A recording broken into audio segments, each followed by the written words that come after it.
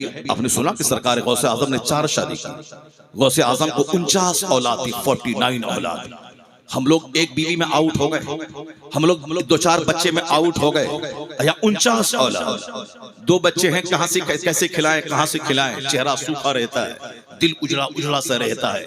Pressure high میرے پاس, sugar میرے پاس, heart کی بیماری میرے پاس. صاحب کون سی بیماری نہیں تو سب سے بڑی بیماری غم اور پریشانی میرے پاس. روزی کی تلاش میں نماز گئی, روزہ گیا, زکات گئی, حج گیا. حج فرض ہوا تھا 10-20 سال پہلے, اب تک حج میں تاخیر ہو رہی, چونکہ مکان بنانا, گاڑی خریدنا, 5 بچے ہیں, اس کی شادی بیاہ, گھر مکان, بزنس, پڑھانا لکھانا, ڈاکٹر انجینئر بنانا, چاہے ان کا بیٹا پاجی ہو, ان کا بیٹا بے نمازی ہو, چاہے ڈی ایم بن جائے, پیسہ کما کے مر جائے, چاہے سبحان ربی الاعلیٰ کہنا تک نہ آتا ہو, سورہ فاتحہ کی تلاوت تک نہ آتی ہو, رہے وہ ڈی ایم رہے ایس پی, مگر سورہ فاتحہ تک نہ آتی ہو, سب چلے گا. نماز روزہ کچھ نہ آئے, سب چلے گا, مگر ڈی ایم بنے, ماسٹر بنے, داروغہ بنے, تاکہ نوکری کر کے 2 روٹی کمائے, 2 روٹی کما کے کھائے پیے, اور اس کے بعد پھر مر جائے. اب مرنے کے بعد وہاں جائے جہاں خربوں سال اب موت ہی نہیں آئے گی. دنیا میں تو 100 سال کے اندر ہی مر جانا ہے, چاہے ڈی ایم بن کے مرے, چاہے چپراسی بن کے مرے, چاہے 70 سال کی عمر میں, چاہے 25 سال کی عمر میں, مرنا تو ہے.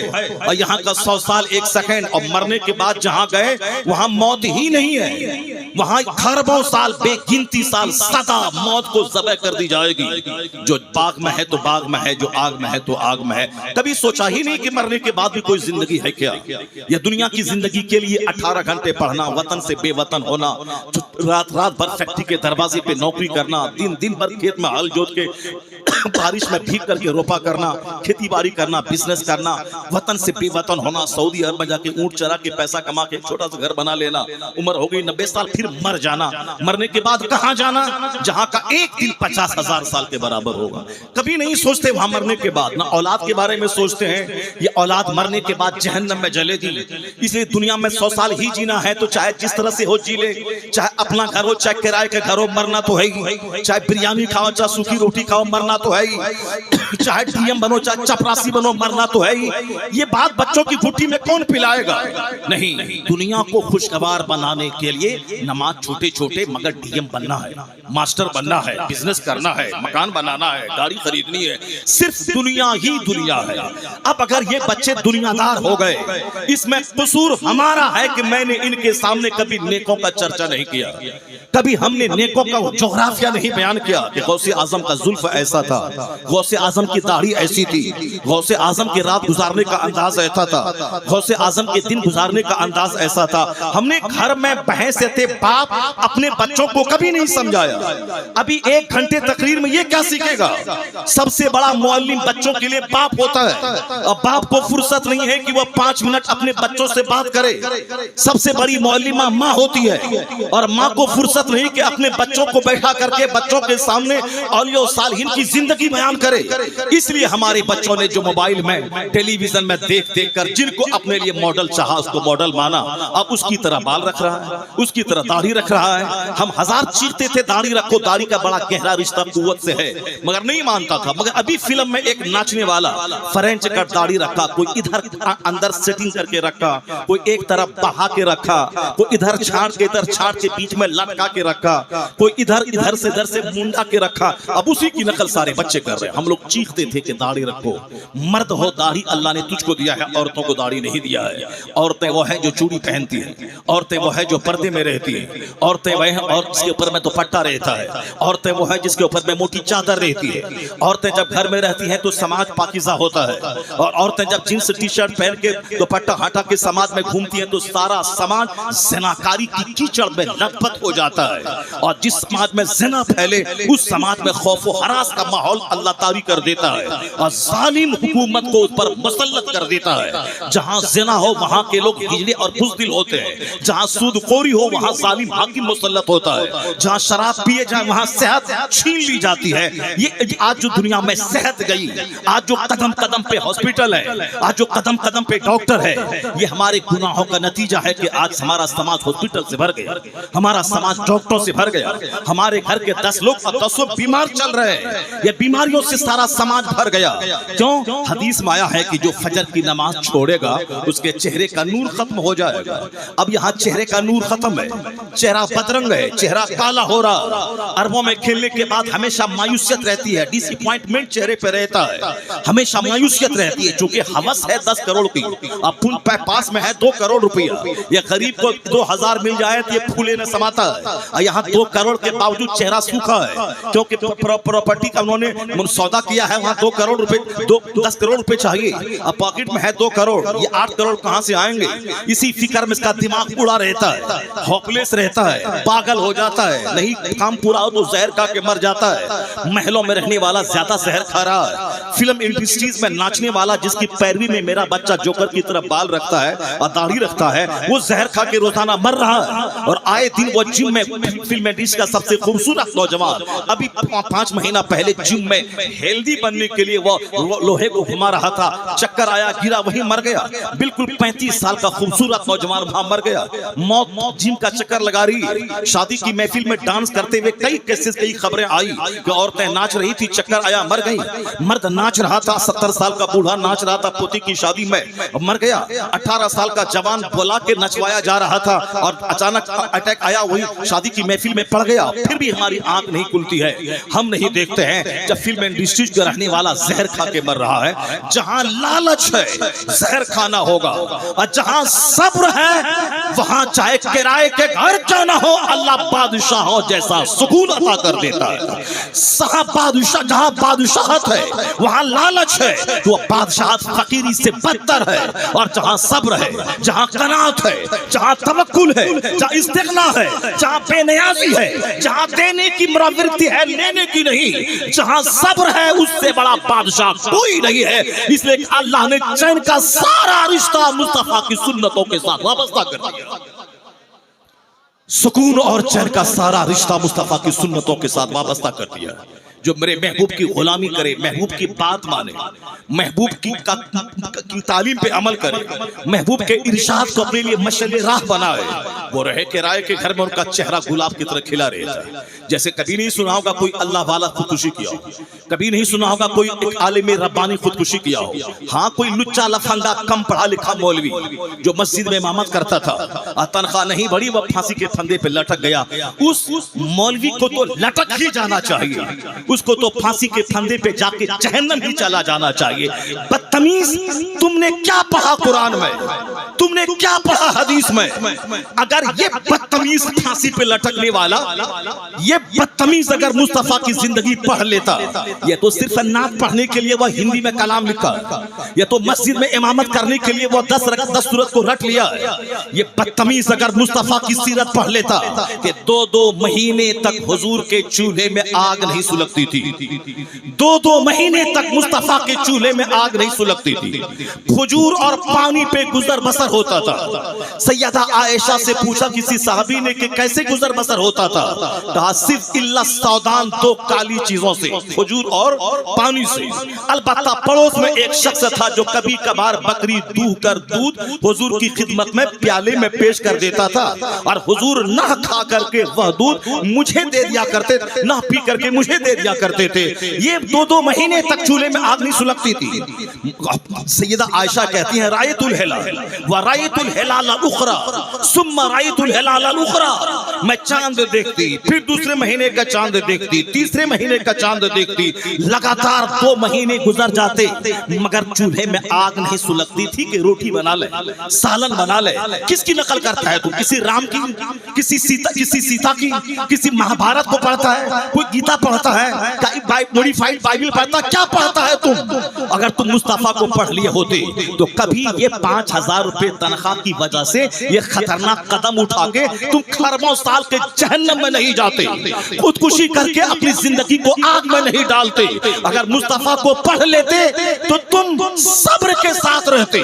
اگر صبر نہیں ہوتا تو جوان تھا, اب امامت چھوڑ کر کے تو جا کے فیکٹری میں نوکری کرتا, وہاں 25,000 مہینہ کماتا, دنیا میں میں جینے کا ہنر سیکھتا، اس کے بعد پھر مصیبتوں کی آنکھوں میں آنکھیں ڈال کے صبر کے ساتھ دنیا میں زندہ رہتا۔ جو مصطفیٰ سے ہٹ کے جیے گا اسے تو زہر کھا کے مرنا ہی پڑے گا، اور جو مصطفیٰ کو پڑھ کے جیے گا وہ غریب رہے گا تو مسکراتا رہے گا، مالدار رہے گا تو مسکراتا رہے گا۔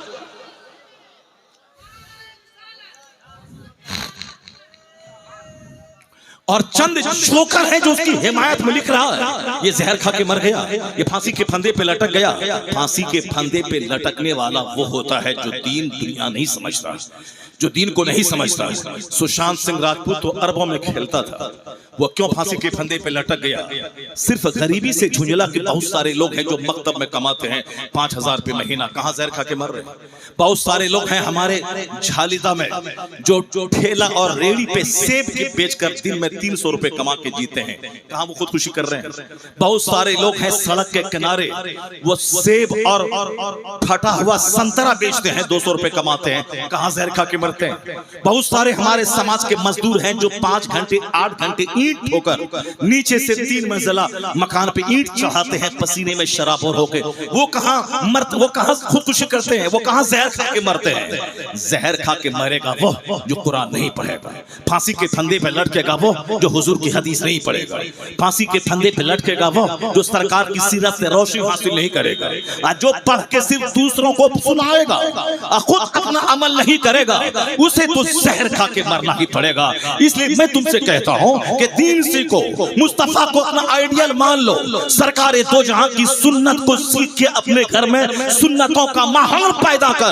اگر 5 دن کا فاقہ بھی ہوگا تو تیرے گھر میں اگر اہل بیت کی محبت ہے تو سیدہ فاطمہ 3 دن سے بھوکی ہیں، مولا علی 3 دن سے بھوکے ہیں، ان کی کنیز فضہ 3 دن سے بھوکی ہے، 3 دن کا روزہ ہے، یہودی کے ہاں سے آٹا قرض لا کے روٹی بنائی گئی ہے، افطار کے ٹائم میں ایک مسکین آ گیا، روٹی اٹھا کے دے دی گئی، پانی پی کے روزہ دوسرا روزہ چالو ہے، دوسرے دن روٹی بنی، ایک قیدی آ گیا، روٹی اٹھا کے دے دی گئی، پھر پانی پی کے تیسرا روزہ چالو ہے، اور تیسرے دن روٹی تیار ہوئی تو ایک یتیم آ گیا، تو تینوں دن یتیم مسکین اور قیدی کو روٹی دے دی گئی، اور یہاں فاقے میں ذرا شکوہ تک نہیں ہے، اور ان کا فرمان کیا ہے؟ میں تمہیں جو کھلا رہا ہوں اللہ کی محبت میں کھلا رہا ہوں، لفظ تھینکس بھی میں تم سے سننا نہیں چاہتا کہ تم لفظ شکریہ کہے، نہیں، میں اللہ رب العزت سے اس کا بدلہ مانگتا ہوں۔ تو اللہ نے جبرائیل امین کو بھیج کے مصطفیٰ کے گھر والوں کی تعریف کی، وَيُطْعِمُونَ الطَّعَامَ عَلَىٰ حُبِّهِ يَتِيمًا وَمِسْكِينًا وَأَسِيرًا، اور کھلانے کے بعد کہتے ہیں إِنَّمَا نُطْعِمُكُمْ لِوَجْهِ اللَّهِ لَا نُرِيدُ مِنْكُمْ جَزَاءً وَلَا شُكُورًا، ہم اس کا کوئی بدلہ اور لفظ شکریہ بھی تجھ سے سننا نہیں چاہتے، ہم نے جو بھوکا رہ کے کھلایا ہے وہ صرف اللہ سے بدلہ مانگنے کے لیے میں نے کھلایا ہے، اس کا سارا اجر اللہ سے میں چاہ رہا ہوں، اللہ سے میں چاہ رہی ہوں۔ سیدہ فاطمہ کے قول کو نقل کیا گیا، یہ 3 دن کا فاقہ ہے، مگر اللہ کی رضا پہ راضی ہے وہ لوگ جس کے صبر کی دھوم آسمان پہ مچی ہے۔ جناب جبرائیل امین سورہ طہر کی آیت میں کی نازل ہو گئے، تو جہاں صبر ہے، جہاں توکل ہے، جہاں قناعت ہے، اسی کا چرچا آسمانوں میں ہے، اسی کا چرچا فرشتوں کی جھرمٹ میں ہے، وہی دوسروں کے لیے آئیڈیل بن جاتا ہے۔ اور جہاں لالچ ہے، جہاں بے صبری ہے، جہاں مزید ہوس ہے، وہاں تو زہر کھا کے مرنا پڑے گا۔ پتا چلا جب فلم انڈسٹریز میں اربوں کمانے والا زہر کھا رہا اور یہاں 200 کمانے والا مست 5 وقت نماز پڑھنے کے بعد اسی 200 میں راضی رہ رہا ہے، تو پتا چلا کہ پیسہ مسئلے کا حل نہیں ہے، مسئلے کا حل مصطفیٰ کی سنت، مصطفیٰ کی سیرت، مصطفیٰ کا طریقہ ہے جو حضور کو سامنے رکھے گا، یہاں بھی مسکرائے گا، مرے گا تو مصطفیٰ کی شفاعت سے جنت الفردوس کا حقدار ہو جائے گا۔ یہ سارے پرابلمز اس لیے ہیں کہ ہم حضور کو پڑھنا ہی نہیں چاہتے، حضور سے ہٹ کے جیتے ہیں، اس لیے خودکشی ہے، اس لیے لفاظی ہے، اس لیے بکواس ہے، اس لیے سماج میں گالی گلوچ ہے، اس لیے طلاق ہے، اس لیے تکرار ہے، اس لیے گھر اجڑ رہا ہے، ہمارے بچے اجڑ رہے ہیں، کافروں کا حوصلہ بلند ہو رہا ہے، وہ مجھے مارنے، وہ مجھے ڈرانے، مجھے صف ہستی سے مٹانے کی دھمکیاں دے رہا ہے، اور ہم بزدل بن کر ان کی ساری دھمکیوں کو سن رہے ہیں، اور پھر اپنے ہی مذہب کے بارے میں احساس کمتری کے شکار ہو رہے ہیں کہ میرے مذہب کا مستقبل کیسا ہے، پتہ نہیں آنے والا دن میرا کیسا ہوگا۔ یہ لڑکا کہاں جا رہا، کہاں بھاگ رہا؟ دیکھیے زمزم بھائی کی نعت کے ٹائم میں نعرہ لگا رہا تھا، ذرا اس کی ٹوپی دیکھیے کس قدر ٹوپی، اس کی ٹوپی لال ہے اور اس کے سر پہ جو ہے نقش نالین لگا ہوا ہے. اور یہ زمزم بھائی کے ٹائم اگر یہ بھاگ گیا ہوتا تو چلو بھائی بات سمجھ میں آتی کہ چلو ناز شریف سمجھ میں آ رہا، ناز شریف یہ سمجھتا ہے جلدی سے بیان شروع ہو اور ہم جا رہے. پوری ناز سنتا رہا اور قرآن حدیث کی بات ہو رہی ہے، حضور کی سیرت بیان کر رہے ہیں، جینے کا سلیقہ بتا رہے ہیں، تو اب یہ محفل سے اٹھ کے بھاگ رہا ہے. یہ ہم نے اپنے بچوں کو سکھایا ہے، یہی مزاج ہم نے لوگوں کو دیا ہے. جلسہ کو اس لیے اٹھ گیا ہوگا، اس ہم بدگمانی نہیں کر رہے ہیں، اگر کسی وجہ سے اٹھ گیا تو ٹھیک ہے، ورنہ نہیں تو عام طور پر جو بچوں کا نیچر ہے وہ تقریر میں کامیڈی سننا چاہتا ہے، وہ تقریر میں لطیفہ سننا چاہتا ہے، وہ تقریر میں بغیر سر پر کے لچھے دار جملے سننا چاہتا ہے، تاکہ صاحب بولیں بولیں بولیں پٹاک سے پٹک کر کے نعرہ لگوا دیں. جو ہمارے لوگوں نے ماحول بنا دیا، پٹک کے نعرہ لگوانے کا جو ماحول بنا دیا ہے، سلیقے سے قرآن حدیث اور سیرت کی بات ہی کوئی نہیں سننا چاہتے. اسی لیے اسی ماحول کا اثر ہے کہ من نہیں لگتا. تو اگر من نہیں لگے گا تو سن لو، آنے والے دن میں کوئی تقریر نہیں کرے گا. اس اسٹیج پر شیخ چلی آئے گا اور جس طرح سے آنا شروع ہو گیا ہے رامپور، مراد آباد، پیلی بھیت علاقے میں عرس کی تقریب میں شیخ چلی کو لوگ بلا رہے ہیں. وہ شیخ چلی پوری ٹیم کے ساتھ 5 لاکھ 6 لاکھ روپے لوگ دیتے ہیں اس کو، اور اس کو 5 سٹار ہوٹل میں رکھتے ہیں. ہم جیسے مولویوں کو تو جہاں تہاں لوگ رکھواتے ہیں، بسکٹ اور دال موٹ کھلاتے ہیں، ان شیخ چلی کو آدمی 5 سٹار ہوٹل میں رکھتا ہے اور لگزری کار، قیمتی کار میں اس کو لاتا ہے اور اس کو 5 لاکھ روپے جو فیس اس کی وہ دیتا ہے. اور دوران لطیفہ جو لاکھوں روپے اس پر چھوٹ کی شکل میں آتے وہ سب لے کے سمیٹ کے 10 لاکھ روپے جاتا ہے. کیا بولا وہ؟ صرف لطیفہ اتنا ہنسایا کہ ہنس ہنس کے پیٹ میں درد ہونے لگا سارے لوگ. یہ اس کے ذمہ دار ہم ہیں. جب ہم تقریر میں قرآن حدیث نہیں سنا کر کے لطیفہ سنائیں گے تو کمیٹی والا تو بولے گا تم سے اچھا لطیفہ تو شیخ چلی سنا رہا، تم سے اچھا لطیفہ شیخ چلی سناتا ہے، اس کو ہی کیوں نہیں بولا ہے؟ جب تم بھی لطیفہ ہی بولتا ہے، تم بھی لطیفہ ہی سناتا ہے، تو کیوں نہیں بہتر ہے کہ شیخ چلی کو بلا لے؟ اگر تم نعت میں ہو کر کے قوالی کا مزہ لے کے سناتا ہے اور اپنے سے لا کر کے مشین پہ انگلی ڈال کر کے اسے گانے بجانے میوزک کی آواز نکالتا ہے، پھر تم کو لوگ کیوں سنے گا؟ قوال کے کیوں نہیں بلائے گا؟ قوال آئے گا ہارمونیم اور طبلہ سے سجا ہوا اسٹیج پر بیٹھے گا، اب وہ سنائے گا، لمبا لمبا بال رکھے گا، وہ قوال سنائے گا. جب تم بھی نعت شریف میں قوالی ہی کا رنگ بھرنا چاہتا ہے تو تجھ سے اچھا رنگ تو قوال بھر دے گا، اسے قوال کو لایا جائے گا. اگر آپ نے جلسے کی قدر نہیں کی، قرآن حدیث کے سننے کا ماحول نہیں بنایا اور نعت خوانی کو کم نہیں کیا، صرف ایک نعت ہوگی جیسے اجمل اور بیکل پڑھتے تھے، 5 اشعار پڑھتے تھے، اس کے بعد 5 گھنٹے کی تقریر ہوتی تھی. نظامی صاحب ہیں، علامہ رسول قادری علیہ رحمہ ہے، وہ صاحب بڑے بڑے خطبہ آ رہے ہیں، نعت ہوئی 5 منٹ کے لیے، اس کے بعد صرف خطاب ہو رہا ہے. اور بعض کے دنوں میں جب نعت خوانی لمبی ہوئی تو ہمارے بزرگوں نے کہا تھا کہ آنے والے وقت میں پھر دیکھنا یہ سر کا درد ہو جائے گا. بزرگوں نے کہا تھا اور واقعی آج سر کا درد ہو گیا. آج تقریر کوئی سنا نہیں چاہتا ہے سوائے نعت خوانی کے. اس لیے محفل کو اگر بچانا ہے شیخ چلی سے، اور محفل کو بچانا ہے کامیڈین سے، محفل کو بچانا ہے قوالوں سے، تو عالموں کی قدر کرنی ہوگی، تقریر کو سننا ہوگا، اور تقریر میں کہانی، قصہ، کامیڈی کو ہٹا کر صرف قرآن پڑھنا ہوگا. اللہ بڑا ہے تو اللہ کی بات بھی سب سے بڑی ہے. جو حوصلہ اللہ کی بات سے مل سکتا ہے وہ غیر خدا کی بات سے مل ہی نہیں سکتا. یہ قصور ہمارا ہے کہ میں مطالعہ نہیں کرتا، اس لیے میں کامیڈی کا سہارا لیتا ہوں، میں کہانی کا سہارا لیتا ہوں. اگر تم خطیب ہو تو قرآن پڑھو، قرآن پڑھ کے لوگوں کو بتاؤ، لوگوں کو حوصلہ دو، حضور کی حدیث پڑھ کے بتاؤ کہ حضور نے کیا کہا ہے. پھر اس کے بعد تب خطابت کا حق ادا ہوگا. قصہ کہانی اور کامیڈی سے نہیں ہوگا. ہاں ہاں ہاں ہاں کرنے سے کام نہیں چلے گا، ایکٹنگ کرنے سے کام نہیں چلے گا، لباس بدلنے سے کام نہیں چلے گا. قرآن پڑھ کے سنا، حضور کی حدیث سنا، سرکار کی سیرت سنا، اور محفل 1 گھنٹے کی ہو مگر پوری مذہبی محفل ہو، نہ کہ اس میں دنیا اس میں مکس ہو جائے. اگر ایسا ہوا تو یہاں سے نوجوان اٹھیں گے تو مسجد کی بربادی کا رونا نہیں، مسجد کی آبادی کا منظر دیکھنے کو مل جائے گا. اللہ تبارک و تعالی ہم سبوں کو دین سننے، دین سیکھنے اور دینی محفلوں کی قدر کی توفیق عطا فرمائے. میں نے بات وہاں سے اٹھائی تھی، واز سے دل زندہ ہوتا ہے، تقریر سے آدمی کا خیال بدلتا ہے، آدمی زندگی میں یو ٹرن لیتا ہے. کیسے لیتا ہے؟ ایک مثال میں دیتا ہوں آپ کو کہ گفتگو کیسے آدمی کی تقدیر بدل دیتی ہے. گفتگو آدمی کے کیسے سوچ بدل دیتی ہے. گفتگو کا کیا اثر ہوتا ہے. اگر آپ کی توجہ اگر میری طرف ہے تو آپ غور سے سنیے اس کو. گفتگو ہی تو تھی. ایک شخص نے حضرت بلال کو کہا یا ابن السودا، ایک کالی عورت کا بیٹا، قالین کا بیٹا آدمی ہے. آدمی کی زبان سے بات نکل گئی، زبان پھسل گئی، زبان سے کہہ دیا ایک کالی عورت کا بیٹا. انہوں نے نہیں ہاتھ اٹھایا کہ تم نے ہم کو کیوں کہا قالین کا بیٹا، تم نے میری ماں لگا کہ مجھ کو کیوں کہا، مار دیں گے کاٹ دیں گے. نہیں، مارنے کاٹنے کی بات وہ کرتا ہے جن کے پاس عقل نہیں ہوتی ہے. یہ مار کاٹ صرف جہاد کے لیے. جب مسجد کی آبرو خطرے میں پڑ جائے، جب ہمارا مسلمان بنا رہنا مشکل ہو جائے، اس وقت صرف دعا سے کام نہیں چلے گا. اس وقت دماغ میں جہاد کا جنون چڑھانا ہوگا. مرنا تو ہے ہی، چاہے بزدل بن کے کیوں مرے، ہاسپٹل میں ایڑی رگڑ کے کیوں مرے، کیوں دوسروں کے سامنے کھگیا کے مرے. موت مرے وہ 2-4-10 مشرکین کو جہنم پہنچا دیں، پھر شہادت کی موت مرے، پھر شہادت کی موت مرے. یہ ہے، وہ ہے جہاد. جہاد کب ہے؟ جب میرا نماز پڑھنا مشکل ہو جائے. جہاد وہ ہے جب میرا قرآن پڑھنا مشکل ہو جائے.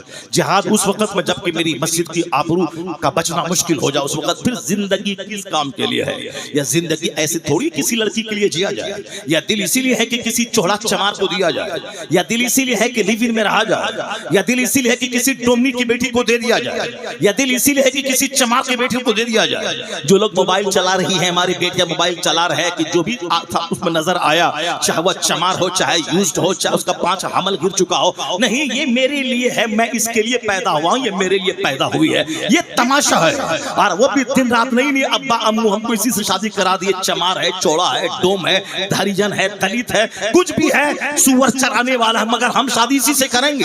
یہ تماشا ہے اس موبائل کا کہ دل اس کو چمار کو دے دیے. یہ ہمارے بچے ہیں جس کو ڈی ایم بننے بھیجا تھا، وہ کسی لڑکی سے کے عشق میں گرفتار ہو کے لڑکی کو لے کے گھر چلا آیا. باپ زمین بیچ کے پڑھاتا تھا کوٹا میں تاکہ میرا بیٹا ڈی ایم بنے گا، ایس پی بنے گا، نیٹ نکالے گا، جئی نکالے گا، نام اونچا کرے گا. زمین بیچ دو، زمین رہ کے کیا کرے؟ بچوں کو پڑھانا ہے، لکھانا ہے.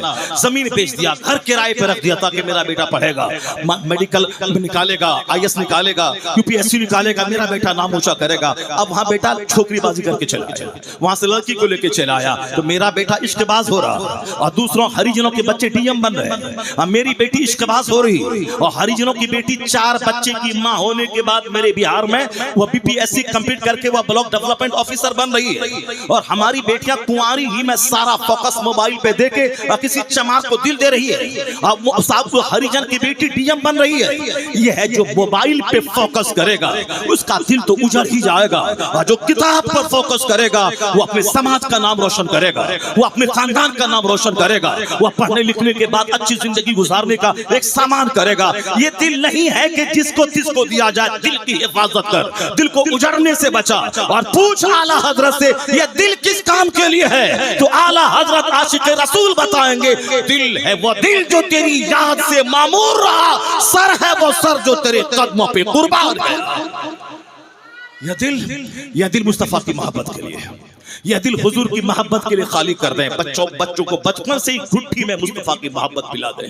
حضور کی سیرت بیان کریں. سب سے زیادہ گھر میں چرچا مصطفیٰ کا ہونا چاہیے. سب سے زیادہ گھر میں چرچا اصحاب رسول کا ہونا چاہیے.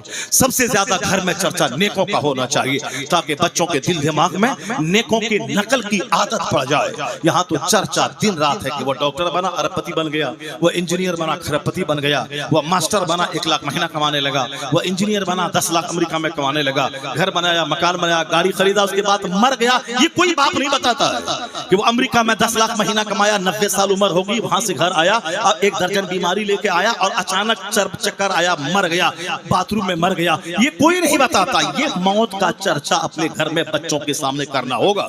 اس لیے کرنا ہوگا کہ تاکہ دنیا کی محبت گھٹے اور آخرت کی محبت بڑھے، دنیا کی لگزریس لائف کا شوق ختم ہو اور جنت پانے کی طلب پیدا ہو جائے. اور یہ حضور نے کہا ہے.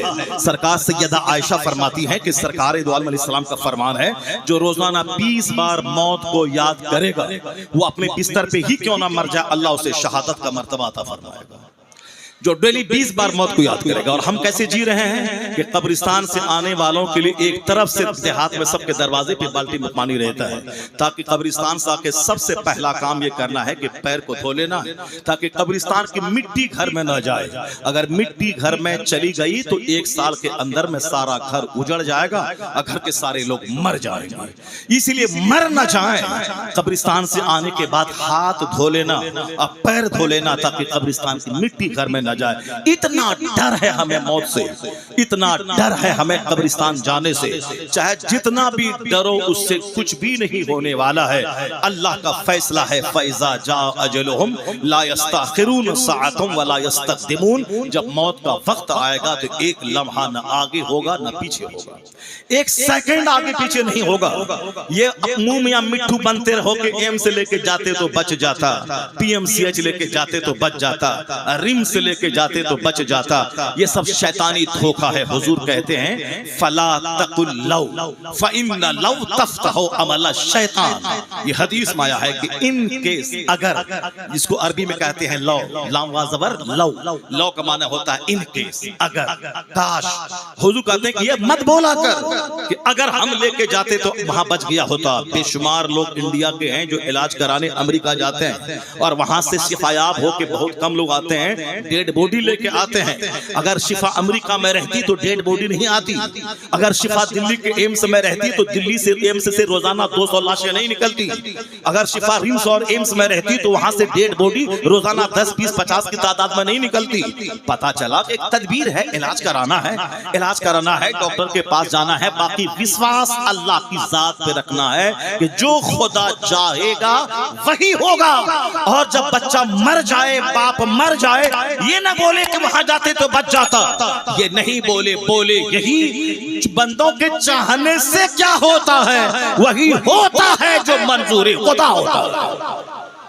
جو اللہ نے چاہا وہی ہوا. اگر لو ان کیس اگر بولے گا تو حضور کیا کہتے ہیں تفتح عمل الشیطان, شیطانی سوچ کا دروازہ کھلتا ہے وہاں سے. تقدیر پر یقین کرنا ضروری ہے کہ جو اللہ نے لکھ دیا ہے وہ ہو کے رہے گا. اور ان کیس والا جملہ اس تقدیر پر ایمان کو کمزور کر دیتا ہے. اس لیے بلائنڈلی آنکھ بند کر کے ماننا پڑے گا جو اللہ نے لکھ دیا وہ ہو کے رہا. ہر پیدا ہونے والے کو مر ہی جانا ہے.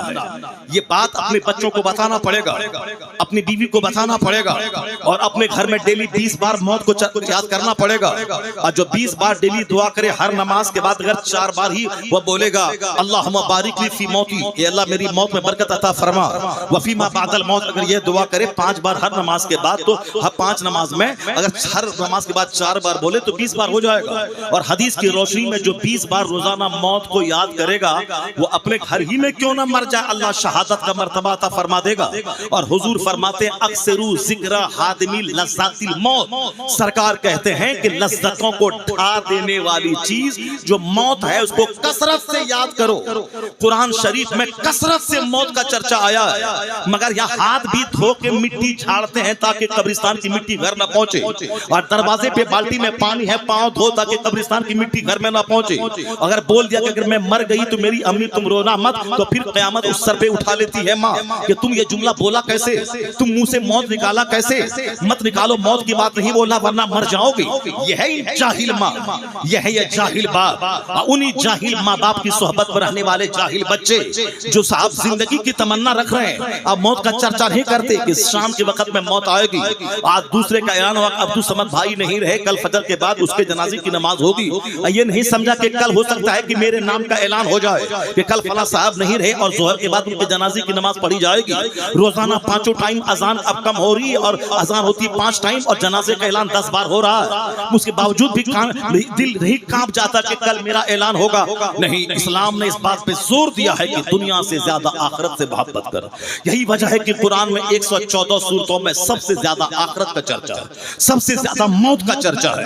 ہم پڑھتے نہیں, بتاتے نہیں ہے. سورہ زلزال پڑھ کے دیکھیے, اذا زلزلت الارض زلزالها واخرجت الارض اثقالها وقال الانسان ما لها يومئذ تحدث اخبارها بان ربك اوحى لها يومئذ يصدر الناس اشتاتا ليروا اعمالهم فمن يعمل مثقال ذرة خيرا يره ومن يعمل مثقال ذرۃ شرا یرا، اس سورت کا نام سورہ زلزال ہے۔ اس کی فضیلت حدیث میں آئی ہے کہ جو ایک بار پڑھ لے اسے آدھا قرآن پڑھنے کا ثواب مل جاتا ہے، نصف قرآن کا۔ اور نماز کے اندر میں اس سورت کو کثرت سے پڑھیے۔ اگر سورہ عادیات کے بارے میں آیا ہے جو اس کے بعد کی دوسری سورت ہے، جو اس کو ایک بار پڑھ لے آدھا قرآن کا ثواب ملتا ہے۔ اگر آپ نے ظہر کی نماز میں پہلی دونوں رکعت میں زلزال اور عادیات پڑھ لیا تو نماز تو ہو ہی گئی، فرض ادا ہوئی، کیا ایک ختم قرآن کا ثواب بھی مل گیا۔ اگر آپ نے نفل نماز میں تین بار دونوں رکعت میں سورہ اخلاص کی تلاوت کی، نماز بھی ہو گئی، سجدہ قیام قعود کا اجر بھی ملا اور 2 ختم قرآن کا ثواب بھی مل گیا۔ نماز کے اندر میں اب اس زلزال میں کیا کہا گیا ہے ذرا غور سے سنیے۔ جب یہ زمین ہلا دی جائے گی، یعنی جب آخرت کا زلزلہ، قیامت کا زلزلہ آئے گا اور یہ زمین اپنے سارے بوجھ کو نکال کے پھینک دے گی، پھر اس کے بعد کیا ہوگا؟ جب لوگ صف در صف میدان محشر کی طرف حساب کے لیے بلائے جائیں گے، اس کے بعد کیا ہوگا؟ جس کو جہاں تک کہ برائی اگر نیکی کی ہوگی دنیا میں تو وہاں دیکھے گا بندہ، اور دنیا میں رائی کے برابر کوئی گناہ کیا ہوگا تو بندہ وہاں دیکھے گا۔ تو اس سورت کی سب آیتوں میں قیامت کے زلزلے کا ذکر ہے، زمین پھٹے گی، قبر میں جتنے لوگ دفن ہوں گے قیامت تک اس کے نکلنے کا چرچا ہے۔ سب صفیں باندھ کر اپنے اعمال کو دیکھنے کے لیے وہ جائیں گے، اور پھر رائی کے برابر کوئی نیکی کی ہوگی تو وہاں دیکھے گا۔ اس صورت میں صرف آخرت کا چرچا ہے، لیکن ہم نے کبھی آخرت کو اپنے گھر میں کبھی ایشو نہیں بنایا۔ اور غوث اعظم کا چرچا کیا بھی تو کیا کیا؟ غوث اعظم کا لنگر بانٹو مالدار بن جاؤ گے، غوث اعظم کا توشے قادریہ کرو مالدار بن جاؤ گے، غوث اعظم کی نیاز ہر مہینے کی 11 تاریخ کو دلاؤ مالدار بن جاؤ گے، مالدار بن جاؤ گے، مالدار بن جاؤ گے، مالدار بن جاؤ گے۔ اسی لیے ہم نے نیاز کی لنگر بانٹا، توشے قادریہ کیا اور ختم قادریہ کی تقریب کی، جنت جانے کے لیے نہیں، سنتوں پہ عمل کے لیے نہیں، گھر کے سارے بچوں کا مزاج مذہبی بن جائے نہیں، صرف یہ لنگر چلاؤ پیسہ بڑھ جائے گا، ختم قادریہ کرو مال بڑھ جائے گا۔ یہ ساری بولی مال مال مال مال، یہ بولی تو کافر یہ بولتا ہے کہ ہم جگناتھ پوری گئے تو ہمارا یہ محل بن گیا، ہم کاشی وشوناتھ بنارس گئے تو وہاں آئے یہ فیکٹری بن گئی، ہم گورکھ دھام گئے، گورکھپور گئے، وہاں سے آئے یہ میرا بیٹا پیدا ہو گیا۔ وہی بولی تو بولے گا جو بولی کافر بولتا ہے کہ بیٹا ملے گا، بیٹی ملے گی، مال ملے گا، مکان ملے گا، زمین ملے گی، دکان ملے گی، یہی بولی بولے گا۔ یہی بولی سرکار غوث اعظم کا اس لیے نام ہے، غوث اعظم تو اس ولی کا نام ہے جس نے 40 سکے سونے کے ڈکیتوں کے سامنے اٹھا کے پھینک دیے، اور جب ڈکیتوں نے بولا کہ تم اگر کہہ دیتے کہ میرے پاس نہیں ہے، ایسی خفیہ جگہ یہ مال تھا کہ ہم ڈھونڈنے کے باوجود بھی نکال نہیں پاتے، تو تم نے کیوں ظاہر کر دیا کہ جب میں نے پوچھا مال ہے تو تم نے کیوں نہیں بولیا کہ میرے پاس مال نہیں ہے؟ میں تو تلاش کے باوجود نہیں نکال پاتا، ایسی پوشیدہ جگہوں پہ مال تھا۔ غوث اعظم کے تیور نے کیا بتایا؟ 40 سکے کی حیثیت کیا ہے؟ 40 پہاڑ بھی کوئی گولڈ کا مجھ کو دے اور کہے کہ عبد القادر جھوٹ بول یہ پہاڑ مل جائے گا۔ غوث اعظم کے تیور نے سمجھایا کہ میں اس سونے کے پہاڑ پہ تھوک دوں گا مگر زبان کو جھوٹ سے آلودہ نہیں کروں گا۔ یہ ہے سرکار غوث اعظم کا کریکٹر۔ تم بولتا ختم قادریہ کرو مال بڑھ جائے گا، لنگر بانٹو اور دولت بڑھ جائے گی، یعنی دولت مال، جس دولت کو غوث اعظم نے طلاق دے دی، جس دولت کو مولا علی نے طلاق دے دیا، اسی دولت کے بارے میں تم غوث اعظم کا نام لے رہا ہے، اس کے فاتحے سے دولت کو جوڑ رہا ہے، اس کے لنگر سے دولت کو جوڑ رہا ہے۔ یہ اور بات ہے کہ دولت بڑھ جائے وہ الگ بات ہے، مگر نیت یہ مت رکھ کے لنگر بانٹیں گے تو دولت بڑھ جائے گی۔ اگر دولت بڑھے گی پھر وہی حال ہوگا کہ دولت کی محبت میں دل لوٹ جائے گا، دولت کی محبت میں گھمنڈ پیدا ہوگا، دولت کی محبت میں نماز چھوٹ جائے گا، دولت کی محبت میں آخرت کا چرچا ختم ہو جائے گا۔ چونکہ جہاں زیادہ مال ہوتا ہے وہاں زیادہ جینے کی تمنا ہوتی ہے، اور جہاں مال ہی نہیں ہے تو کیا جینے کی تمنا ہوگی؟ وہاں موت کا ذکر زیادہ ہوتا ہے۔ اس لیے اللہ کے ولیوں کی خانقاہوں میں موت کا چرچا ہوتا ہے۔ حضرت ابو عبداللہ سلیمان جزولی رحمۃ اللہ علیہ جو دلائل الخیرات شریف کے مؤلف ہیں، جب ان مدرسے میں ان کا کمرہ خاص تھا. ان کے والد کو پاس شکایت پہنچی کہ دوسرے کمرے میں نہیں رہتا ہے, ایک ٹوٹا سا حجرہ انہوں نے اپنے کمرے میں یا کسی کو کمرے میں جانے نہیں دیتا ہے. ان کا باپ پریشان ہوگا کہ میرا بیٹا آخر اس بند کمرے میں کرتا کیا ہے. وہ پریشان ہو کے ایک بار گیا مدرسے میں, ذمہ دار سے بات کی اور اپنے بیٹے کے حجرے میں گیا. کون؟ دلائل الخیرات شریف, قرآن شریف کی تلاوت کے بعد سب سے زیادہ وظیفے کے طور پر جس کتاب کی تلاوت امت مسلمہ میں ہوتی ہے بالخصوص صلحاء کے نزدیک, وہ ہے دلائل الخیرات شریف. اللہ کا ولی بنانے والی وہ کتاب ہے جس کتاب کو ترتیب دیا تھا سلیمان جزولی رحمۃ اللہ علیہ نے. ابو عبداللہ سلیمان جزولی وہ پڑھنے کے زمانے میں جہاں پڑھتے تھے وہ ایک کمرے میں گوشہ نشی رہتے تھے, صرف کتاب پہ نظر رہتی تھی, باقی دنیا سے کوئی مطلب نہیں تھا. جیسے حضور تاج الشریعہ گئے مصر پڑھنے کے لیے, 3 سال وہاں رہے, کوہ طور دیکھنے نہیں گیا, دریائے نیل دیکھنے نہیں گیا, یہاں تک کہ 3 سال جب بچے پڑھنے جاتے ہیں ازہر تو سب سے پہلے نیل دیکھنے جاتے ہیں, طور دیکھنے جاتے ہیں. بچہ اگر ہمارا آگرہ جائے, دلی جائے, سب سے پہلے تاج محل دیکھنے جاتے ہیں بچے. کالج بعد میں دیکھیں گے, پہلے لال قلعہ دیکھ لیں. کالج بعد میں جائیں گے, پہلے قطب مینار دیکھ لیں. یونیورسٹی بعد میں جائیں گے, پہلے تاج محل دیکھ لیں. یہ عام بچوں کا مزاج ہوتا ہے, پڑھائی پہلے بعد میں ہوگی, پہلے ہم دریائے نیل دیکھ لیں. مگر یہ تاج الشریعہ تھے, 3 سال رہے, دریائے نیل کو نہیں دیکھا, صرف درسگاہ اور ہاسٹل اور صرف کتاب دیکھا. تب ریزلٹ کیا نکلا؟ لاکھوں بچوں میں مقام ممتاز حاصل کر لیا, لاکھوں بچوں میں اسٹوڈ فاسٹ ہوئے, مقام امتیاز حاصل کیا. جو دیکھے گا محل اور جو دیکھے گا مینار تو اس کی انرجی مینار کی طرف انویسٹ ہوگی, جو دیکھے گا کتاب وہ اعلیٰ نمبروں سے کامیابی سے ہمکنار ہوتا رہے گا. یہ فوکس تھا ابو عبداللہ سلیمان جزولی کا, وہ صرف کتاب اور حجرے میں عبادت کے علاوہ کوئی دوسرا کام, صرف مطالعہ کرنا, عبادت کرنا اور بند کمرے میں رہنا. باپ کو جب شکایت ملی تو جب بیٹے کے کمرے میں داخل ہوا تو دیکھا کہ ان کے کمرے میں ہر دیوار میں صرف یہ لکھا ہوا ہے الموت الموت الموت الموت, آگے پیچھے دائیں بائیں. جب کمرے سے باہر نکلے تو کیا کہا؟ الحمدللہ میرا بیٹا اچھی حالت میں ہے, جسے دنیا نہیں جسے عقبا کی نعمت چاہیے. سبحان اللہ سبحان اللہ. یہ بزرگوں کا یہی حال ہوتا ہے, جب بچوں کو دیندار پاتے ہیں تو ان کا دل پاک پاک ہو جاتا ہے. اور ہم جیسے دنیا داروں کا حال یہ ہوتا ہے, اگر بچہ انجینئرنگ کی تیاری کرنے کوٹا گیا, اب 5 نماز پڑھنے مسجد جا رہا ہے تو ماں بولتی ہے کہ نمازی بنے گا کہ انجینئر بنے گا. اب باپ بولتا ہے کہ نمازی بنے گا, مولوی ملا کے چکر میں پڑھ کے نمازی بنے گا کہ انجینئر بنے گا. مولوی کے چکر میں پڑھے گا تو پڑھائی تمہاری چوپٹ ہو جائے گی.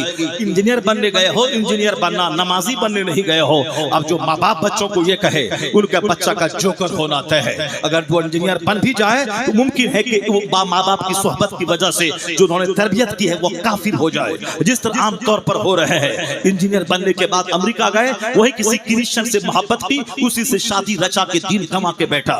ڈی ایم بن گیا اور اس کی شادی ہوئی تھی اچھے گھرانے میں, اس کو طلاق دیا اور کسی دوسری چمارین کے ساتھ وہ ڈی ایم بھاگ گیا. یہ تو آئے دن دیکھنے کو مل رہا ہے. اس لیے ماں باپ پہ لازم ہے کہ مکان بچوں کو دینا دے, زمین دینا دے, اچھی تربیت کرے.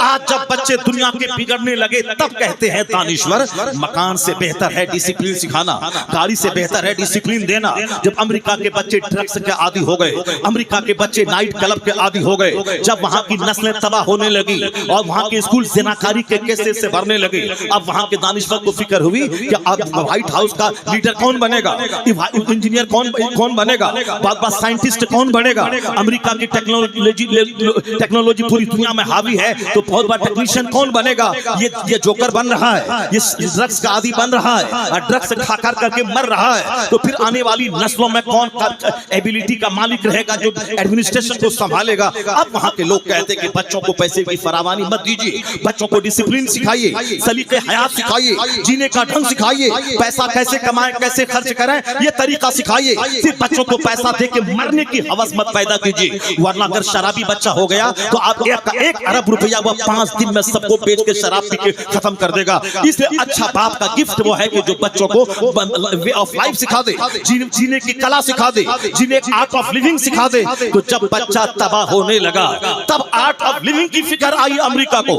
جب ہندوستان کے بچے اے ٹی ایم لوٹنے لگے تب یہاں کے پردھان منتری کو خبر آئی کہ بچوں کو آپ صرف بچوں کو پڑھانے لکھانے کے بعد نوکری کے لیے مت پڑھائیے, بچوں کو بولیے کہ تم چپل جوتا سی لینا مگر پڑھنے لکھنے کے بعد, اور تم چائے کی دکان پہ گلاس دھونا مگر پڑھنے لکھنے کے بعد. پہلے صرف پڑھائی پڑھائی صرف پڑھائی. اس وقت پڑھنے کے زمانے میں کچھ نہیں سوچنا ہے کہ نوکری ملے گی کہ نہیں ملے گی. گی. صرف پڑھائی یا ایک فوکس ہریجن کے گھر میں ہے, ایک ایک گاؤں میں 10-10 ٹیچر ہیں, ایک ایک گاؤں میں 10-10 انجینئر ہیں, اور یہ سوچ مسلم آبادی میں نہیں ہے جہاں 10-10 ہزار کی آبادی ہے. ایک ہائی کلاس کا انجینئر نہیں ملتا جو بل گیٹس کے دفتر میں امریکہ میں کام کر کے 15 لاکھ مہینہ کماتا ہو. 10,000 کی آبادی میں کوئی ہائی کلاس کے اسکول کا ہیڈ ماسٹر نہیں ملتا, کالج کا پروفیسر نہیں ملتا, کوئی زبردست اسکالر انجینئر جو بنگلور میں رہ کے 10 لاکھ وہاں کا آئی ٹی سیکٹر میں کمائے, یہ نہیں ملتا.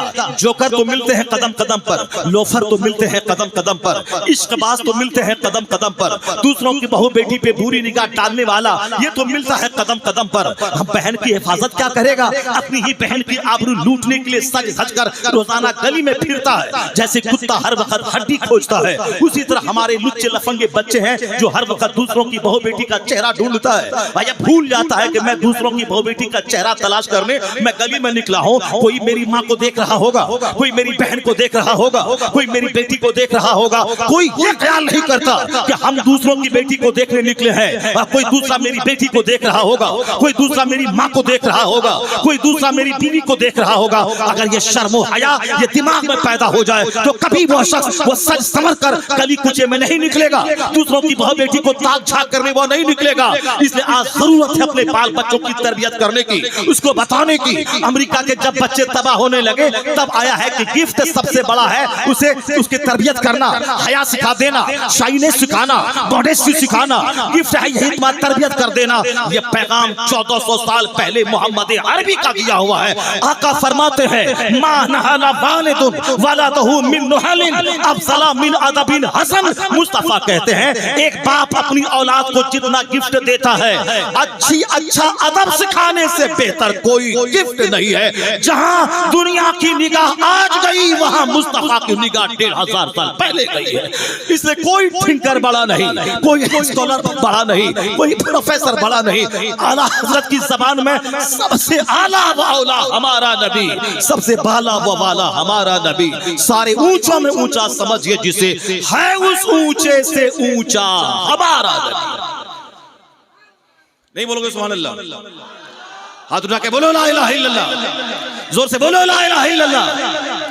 جب دنیا تباہ ہونے لگی تب نظر اس پہ گئی ہے کہ 1 کروڑ کے مکان سے بہتر ہے کہ بچوں کو جینے کا سلیقہ سکھا دیجیے, بچوں کو ڈسپلین سکھا دیجیے, بچوں کو ادب سکھا دیجیے. جب بچے بگڑنے لگے تب خیال آیا بچوں کی تربیت کا, اور کمال ہے کہ مصطفیٰ جان رحمت کو یہ خیال 1500 سال پہلے آیا ہے. اس لیے سرکار نے واضح طور پر کہا کہ ایک باپ کی طرف سے سب سے بڑا تحفہ اولاد کو یہ ہے کہ اپنے بچوں کو ادب سکھا دے, بچوں کو ڈسپلین سکھا دے, بچوں کو بتا دے کہ ماں کو کیا سمجھنا ہے, بچوں کو بتا دے کہ باپ کو کیا سمجھنا ہے, بچوں کو بتا دے کہ پڑوسی کو کیا سمجھنا ہے, بچوں کو بتا دے کہ اپنے دوستوں سے کیسے سلوک کرنا ہے, بچوں کو بتا دے کہ ہمارا مقصد حیات کیا ہے اور مجھے کیا کرنا ہے, مجھے کیسے جینا ہے. اس لیے مزدور سے لے کے بادشاہ تک نہ بادشاہ محل پہ غرور کرے اور نہ غریب احساس کمتری کا شکار ہو جائے. علم علم علم, شکشا شکشا شکشا. میرا بیٹا بھیک مانگے گا مگر پڑھنے لکھنے کے بعد بھیک مانگے گا. میرا بیٹا چپل سیے گا مگر میرا بیٹا گریجویشن کرنے کے بعد چپل سیے گا. میرا بیٹا دوسروں کی چائے کی دکان پہ گلاس دھوئے گا مگر میرا بیٹا پوسٹ گریجویشن کرنے کے بعد گلاس دھوئے گا. اور جب باپ یہ قسم کھا لے اپنے بچوں کو بتا دے کہ مستقبل کے بارے میں کچھ نہیں سوچنا ہے, ابھی صرف تجھ کو پڑھنا ہی پڑھنا ہے. یاد رکھیں اگر فوکس کتاب پہ رہی وہ چائے کا گلاس نہیں دھوئے گا, پوسٹ گریجویشن کرنے کے بعد وہ لیکچرر بنے گا, وہ پروفیسر بنے گا, وہ سائنٹسٹ بنے گا, وہ ادیب بنے گا, وہ حق اور ناحق کو سمجھے گا, وہ رائٹ اور رانگ کو سمجھنے والا سماج کا ایک اچھا شہری بن جائے گا. اس لیے پڑھنے کے زمانے میں صرف سماج کا نام اونچا کرنا, خاندان کا نام اونچا کرنا, اپنی زندگی کو دوسروں کے لیے مینار نور بنا دینا. مسلمان بچوں کو دوسروں کے مقابلے میں زیادہ علم پہ فوکس اس لیے دینا چاہیے کہ چونکہ دوسرے لوگوں کی نظر دنیا پہ ہے, میری نظر جنت پہ ہے, اور ہم کو اسی لیے پیدا کیا گیا ہے. قرآن میں آیا ہے کنتم خیر امت اخرجت للناس تأمرون بالمعروف وتنہون عن المنکر, یعنی تم بہترین گروہ ہو جو لوگوں کی طرف بھیجے گئے ہو تاکہ نیکی کا حکم دو اور برائی سے روکو. خود نیک بنو اور دوسروں کو نیک بناؤ, خود برائی سے بچو اور دوسروں کو برائی سے بچاؤ. بچاؤ. یہی میرا مقصد حیات ہے. اسی لیے ہم دنیا میں پیدا ہوئے ہیں. میں نیک بنوں, دوسروں کو نیک بناؤ. میں برائی سے بچوں اور دوسروں کو برائی سے بچاؤ. اور حضور نے کہا تعیس عبد الدینار, عبد الخمیسہ, عبد الدرہم, عبد الدینار. مصطفیٰ کہتے ہیں کپڑے کا غلام تباہ و برباد ہو جائے, کھانے کا غلام تباہ و برباد ہو جائے, درہم و دینار کا غلام تباہ و برباد ہو جائے. جو صرف کھانے کا مقابلہ کرنا چاہتا ہے, صرف کپڑے کا مقابلہ کرنا چاہتا ہے, جو صرف مکان کا مقابلہ کرنا چاہتا ہے, جو صرف پیسے کا مقابلہ کرنا چاہتا ہے, حضور کہتے ہیں تعیس عبد الدینار, پیسے کا غلام تباہ و برباد ہو جائے, کپڑے کا غلام تباہ و برباد ہو جائے, کھانے کا غلام تباہ و برباد ہو جائے. یہ قیمتی زندگی اس لیے نہیں ہے کہ میں صرف کھانے کا مقابلہ کرو, صرف کپڑے کا مقابلہ کرو.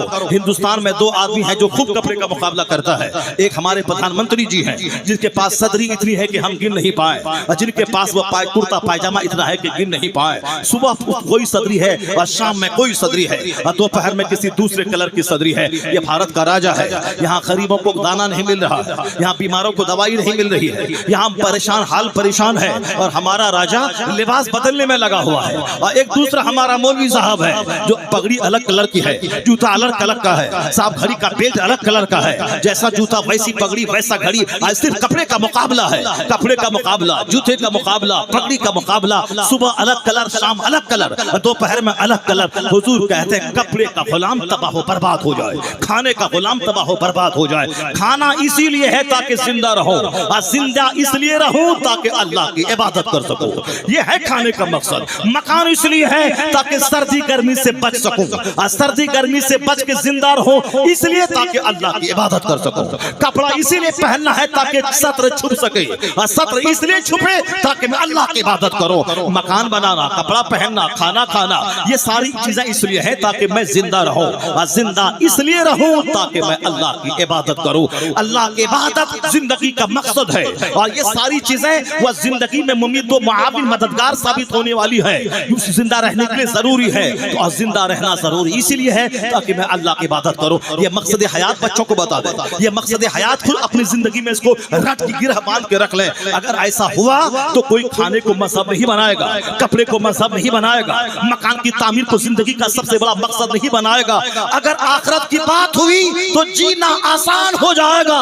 غریب رہے تو مسکراتا رہے گا, مالدار رہے تو بھی مسکراتا رہے گا. اس لیے قرآن شریف میں سب سے زیادہ چرچا آخرت کا, اور حدیث میں بھی سب سے زیادہ چرچا آخرت کا. حضور نے فرمایا الدنیا جیفتن وطلابھا کلاب, یہ دنیا مردار ہے, اس کے طلبکار کتے ہیں. حضور کہتے ہیں سرکار الدنیا جیفتن وطلابھا کلاب, یہ دنیا مردار ہے, جیسے مری ہوئی بکری اس کو کتا کھاتا ہے, آدمی نہیں کھاتا ہے. اسی طرح نماز, روزہ, حج و زکات چھوڑ کر, حرام حلال کی تمیز کھو کر, حرام سے حلال سے جیسے وہ مال چاہیے, جیسے عام طور پر لوگوں کا مزاج بن گیا ہے, یہ وہ طلبکار, وہ یہ کتے ہیں جو مردار پہ ریجھنا چاہتے ہیں.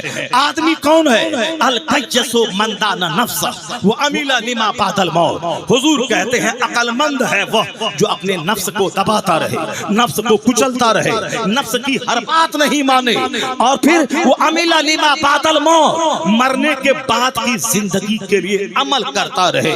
اور بے وقوف ہے کون؟ حضور کہتے ہیں والعاجز من اتبع نفسہ ہواہا وتمنا علی اللہ. بے وقوف ہے وہ جو نفس کی غلامی کرے.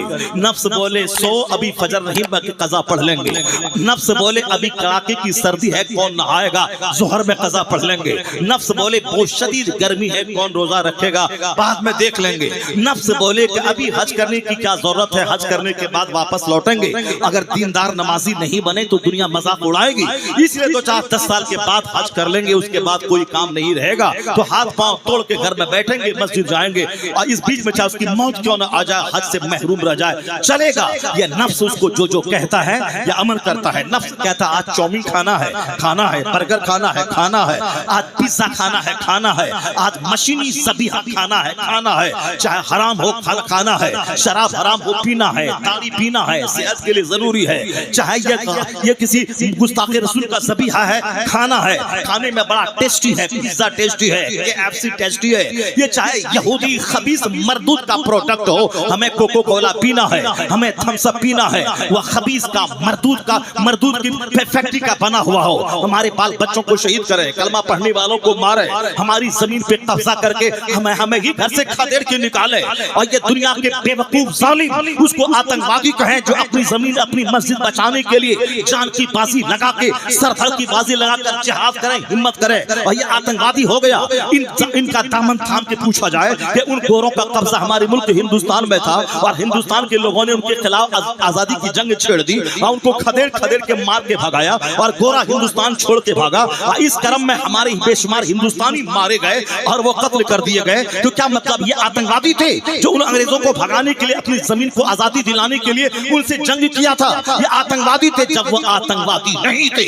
तो ये मुशरिक ये यहूदी बदतमीज जर्मनी से चल के यहाँ आके आबाद हुआ था और फिर ये हमारी मस्जिदों के खिलाफ हमारे बच्चों के खिलाफ ये बम तोड़ रहा है और रोजाना बच्चों को काट रहा है। तो हम अपनी जमीन बचाने के लिए, मस्जिद अक्सा बचाने के लिए, वह मस्जिद अक्सा जो नबियों की सरजमीन, जो रसूलों की सरजमीन, जो औलिया सालिहीन की सरजमीन, जिसका जिक्र कुरान करीम में आया हो और जहाँ क़यामत कायम होगी और जो आखिरी दस्ता दज्जाल से जिहाद करेगा और पूरी दुनिया में इस्लामी निज़ाम हुकूमत कायम होगी, तो अपनी जमीन की लड़ाई करे तो लोग उसे आतंकवादी कहते हैं। तेरे मुंह में पेशाब पाखाना कर दो, अपनी जमीन की आजादी के लिए लड़ने को तू आतंक कहता है। हम फिलिस्तीन की माओ को, हमको माओ को दाद देते हैं। उन्होंने अपने बच्चों को बुज़दिल नहीं बनाया, बच्चों को मुजाहिद पैदा किया है। मरना तो है ही दुनिया में, तो पाखाना रूम में मरना और है, एड़ी रगड़ के मरना और है, रास्ते में ट्रेन से एक्सीडेंट करके मरना और है, अल्लाह के नाम पे शहादत की मौत मरना और है।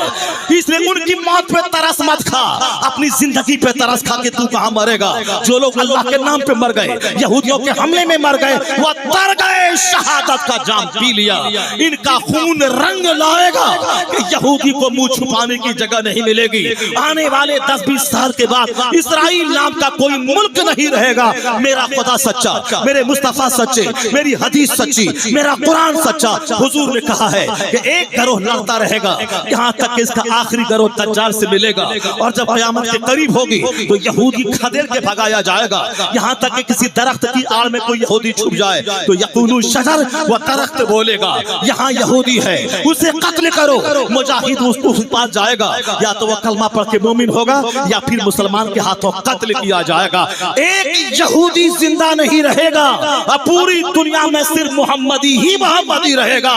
एक मजहब इस्लाम रहेगा, एक मसलक अहले सुन्नत व जमात, एक मसलक के अहले सुन्नत व जमात रहेगा। क्योंकि मेरा खुदा सच्चा, मेरे मुस्तफा सच्चे, मेरे रसूल सच्चे। अल्लाह कहता है वल्लज़ी अरसला रसूलहु बिल हुदा व दीनिल हक़ लियुज़हिरहु अला दीन कुल्ली। वो अल्लाह है जो अपने रसूल को भेजा है हिदायत और हक के साथ भेजा है ताकि इस्लाम को सारे मज़ाहिब पे गालिब कर दे। इस्लाम मगलूब होने नहीं आया है, इस्लाम गालिब होने आया है। तो आपने नहीं देखा एक कौम मुस्लिम, हमारा रिश्ता मस्जिदों से कमजोर है इसलिए ये काफिर हमको जलील समझते हैं, हमारे सर की टोपियां गायब हैं इसलिए काफिर जलील समझते हैं, हम काफिरों की तरह जीते हैं इसलिए हम जलील हो गए। और जिस दिन तुम मुस्तफा का सच्चा गुलाम बन जा, अल्लाह का वादा सच्चा है कि जन्नत वहां मिलेगी, सल्तनत यहाँ मिलेगी, हुकूमत यहाँ मिलेगी, बादशाहत यहाँ मिलेगी। अल्लाह ने कहा यह दीन गालिब होके रहेगा, तो इस्लाम गालिब होके रहेगा। और अल्लाह का वादा 1400 साल में जितना मुस्तफा ने बशारत सुनाई थी वह सारे वादे पूरे हो गए। अल्लाह ने कहा था कि दुनिया में तेरी सल्तनत होगी, तो अरब के बकरी चराने वालों ने इस्लाम का साथ दिया तो अल्लाह ने ईरान जैसा मजूसियों का मुल्क मुसलमानों के हवाले कर दिया। अल्लाह ने कहा कि तू मेरे महबूब की गुलामी कर, मैं यहाँ सल्तनत दूंगा। दूसरी महाशक्ति रूम की थी, वह रूम फारूक आजम के जमाने में उस पे फतह का झंडा गाड़ा गया और वहाँ 1000 साल तक मुसलमानों की सल्तनत रही। अल्लाह के रसूल ने कहा था मुझे पूरब से खुशबू आ रही है। हिंदुस्तान में कोई कलमा पढ़ने वाला नहीं था। मोहम्मद इब्न कासिम 4000 अपने जवान सिपाहियों के साथ इंडिया में आया और राजा ताहिर के 2 लाख फौज से टकरा गए। तो अल्लाह ने क्या दिया, 1000 साल तक के लिए हिंदुस्तान की जमीन कलमा पढ़ने वालों के हवाले कर दिया।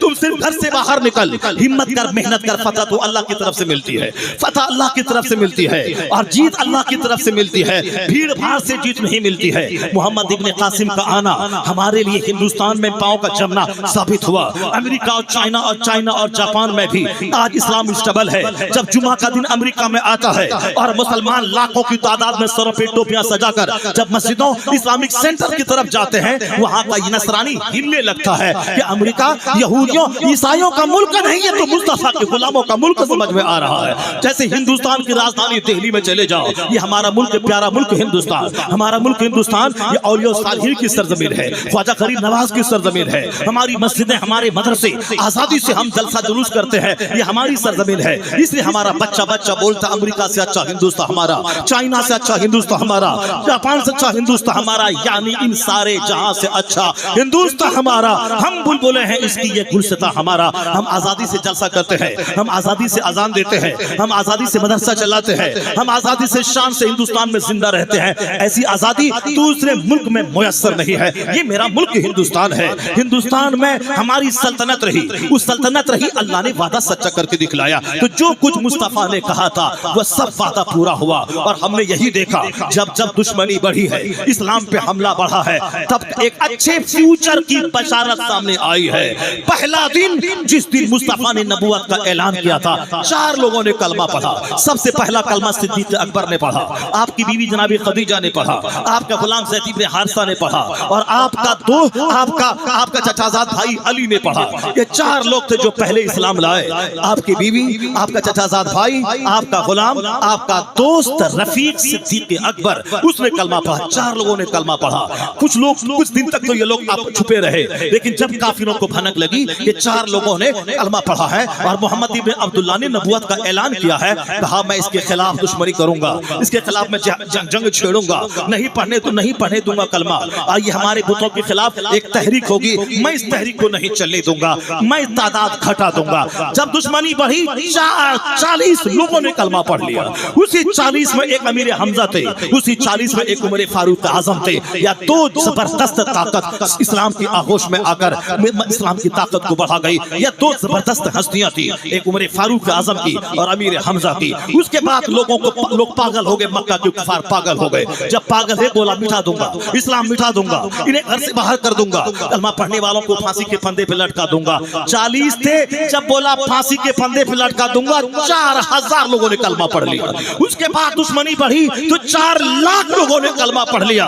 हुजूर के विसाल के बाद लोगों ने कहा था ईंट से ईंट बच जाएगी, इस्लाम खत्म हो जाएगा। सिद्दीक अकबर के जमाने में इस्लाम और स्टेबल हुआ, फारूक के जमाने में और इस्लाम मजबूत हुआ, उस्मान के जमाने में और इस्लाम मजबूत हुआ, अली के जमाने में और इस्लाम मजबूत हुआ। यहाँ तक कि मुस्तफा का नवासा हुसैन जब कुंबाले के मैदान करबला गए और अपने बच्चों को कटा दिया रब के नाम पे, अपनी गर्दन कटा दी, तो उसका रिजल्ट ये निकला, जो इस्लाम अरब के जोग्राफिया में महदूद था, हुसैन के खून ने उस इस्लाम में गर्मी पैदा की। इस्लाम अरब से निकला, बादल बनकर पूरी दुनिया में छा गया।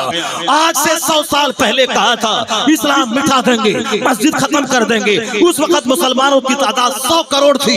100 साल के बाद आज 200 करोड़ कलमा पढ़ने वाला, जिनके नाम के साथ सबसे मोहम्मद जुड़ा हुआ है, मोहम्मद अहमद, मोहम्मद समर, मोहम्मद कमर, मोहम्मद जुनैद, मोहम्मद रेहान, मोहम्मद फला, ये 200 करोड़ मोहम्मदी फौज है। पता चला दुश्मनी बढ़ती जाती है, मुस्तफा के गुलामों की तादाद में इजाफा होता चला जाता है। आज यहूदी बम गिरा रहा है, 10,000 हमारे बच्चों औरतों को शहीद कर रहा है। ये तो शहादत का आला मकाम पा गए। शहीद सब नहीं होता, अल्लाह जिससे प्यार करता है उसे शहादत की मौत अता फरमाता है, वरना हम जैसे लोग तो जहां कहां मरेंगे वो तो अल्लाह ही को मालूम है। वो तो उन माओ की अजमत पे कुर्बान जाइए। 70 साल से जंग हो रही है, अगर कोई दूसरी माँ होती तो कह देती यहाँ पैदा होने का मकसद है बम में मर जाना, यहाँ पैदा होने का मतलब है इस्राएली फौजी की तलवार का शिकार हो जाना। इसलिए अब यहाँ नहीं, जॉर्डन चले जाते हैं, उर्दून चले जाते हैं, शाम चले जाते हैं। अगर हम हिंदुस्तानी जैसा जिगर वहां की औरतों को होता, अपने शोहर बच्चों को लेकर उर्दून चली जाती, शाम चली जाती, मगर उनके शोहर शहीद होते रहे। वह इसी उम्मीद पे औरतों ने फिलिस्तीन को नहीं छोड़ा कि मेरा ये बेटा नहीं, कम से कम आने वाली नस्ल कोई होगी जो सलाहुद्दीन अय्यूबी के नक्शे कदम पे चलेगी और किबले अव्वल फतह होगा। इसी आस में वह फिलिस्तीन नहीं छोड़ रही है। बच्चे शहीद हो रहे हैं तो शहीदों का खून गालिब आएगा। अब वक्त आ गया है, यहूदी जलील होके मारा जाएगा और इस्लाम की अजमत का झंडा पूरी दुनिया में लहराया آ جائے گا۔ اللہ سچا ہے، مصطفیٰ سچے ہیں، اور میں نے 1400 سال میں یہی دیکھا ہے، دشمنی جب جب بڑھی ہے تب تب مصطفیٰ کے غلاموں کی تعداد میں اضافہ ہوتا چلا گیا ہے نور خدا کفر کی حرکت پہ خندہ زن، پھونکوں سے یہ چراغ بجھایا نہ جائے گا۔ صرف اپنی فکر کیجئے، آپ چھوڑ دیئے فکر فلسطین کی، چھوڑ دیجئے فکر ہندوستان کے آنے والے الیکشن کی، چھوڑ دیجئے فکر چائنا اور جاپان کی، اپنی فکر کیجئے کہ اگر میں کل مر گیا تو میری زبان پہ کلمہ رہے گا کہ نہیں رہے گا؟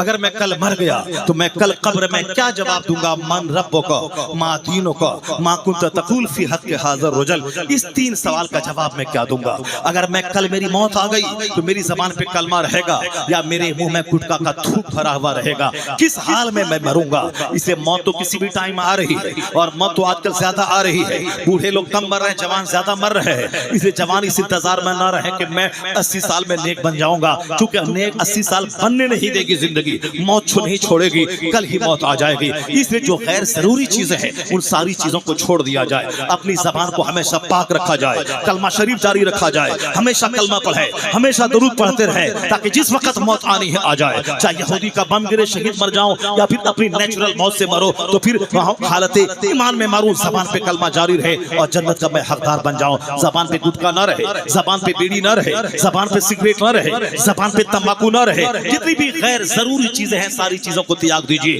حضور نے فرمایا ہے من حسن اسلام المرء ترکہ ما لا یعنی ایک مومن کے اسلام کا حسن یہ ہے غیر ضروری چیزوں کو چھوڑ دے، unnecessary چیز، ارتھ ہین چیز، بے معنی چیز، یعنی جس کا کوئی مطلب نہیں ہے۔ اگر زیادہ ہمیشہ کھانے کا شوق ہے تو پستہ اور کاجو اپنی جیب میں رکھا کرو، جہاں منہ چلانے کی فکر ہو تو تھوڑا کاجو ڈال لے، کشمش ڈال لے، پستہ ڈال لے، طاقت بھی بنے گی، بہت زیادہ دیر تک منہ بھی نہیں چل پائے گا، اور منہ سے پاخانے کی بدبو کی طرف بدبو بھی نہیں آئے گی، منہ صاف رہے گا۔ اور جہاں موت سامنے آنے والی ہو، چاہے جہاز میں، چاہے ٹرین میں، چاہے راستہ چلتے گر کر، تو زبان پہ کلمہ فوری جاری ہو جائے، اور جو صبح شام روزانہ 200-400 بار کلمہ پڑھے گا، اگر حل چلاتے ہوئے موت آنے لگی، وہاں ماں باپ بھائی بہن کوئی نہیں ملا کہ کلمہ اس کو یاد دلا دیں، تو جس اللہ کا نام تو لیتا ہے اس اللہ کا فرشتہ جب دیکھے گا تو مر رہا ہے تو تیری زبان پہ کلمہ جاری کر دے گا، اور جہاں لا الہ الا اللہ پڑھا مرا دخل الجنہ،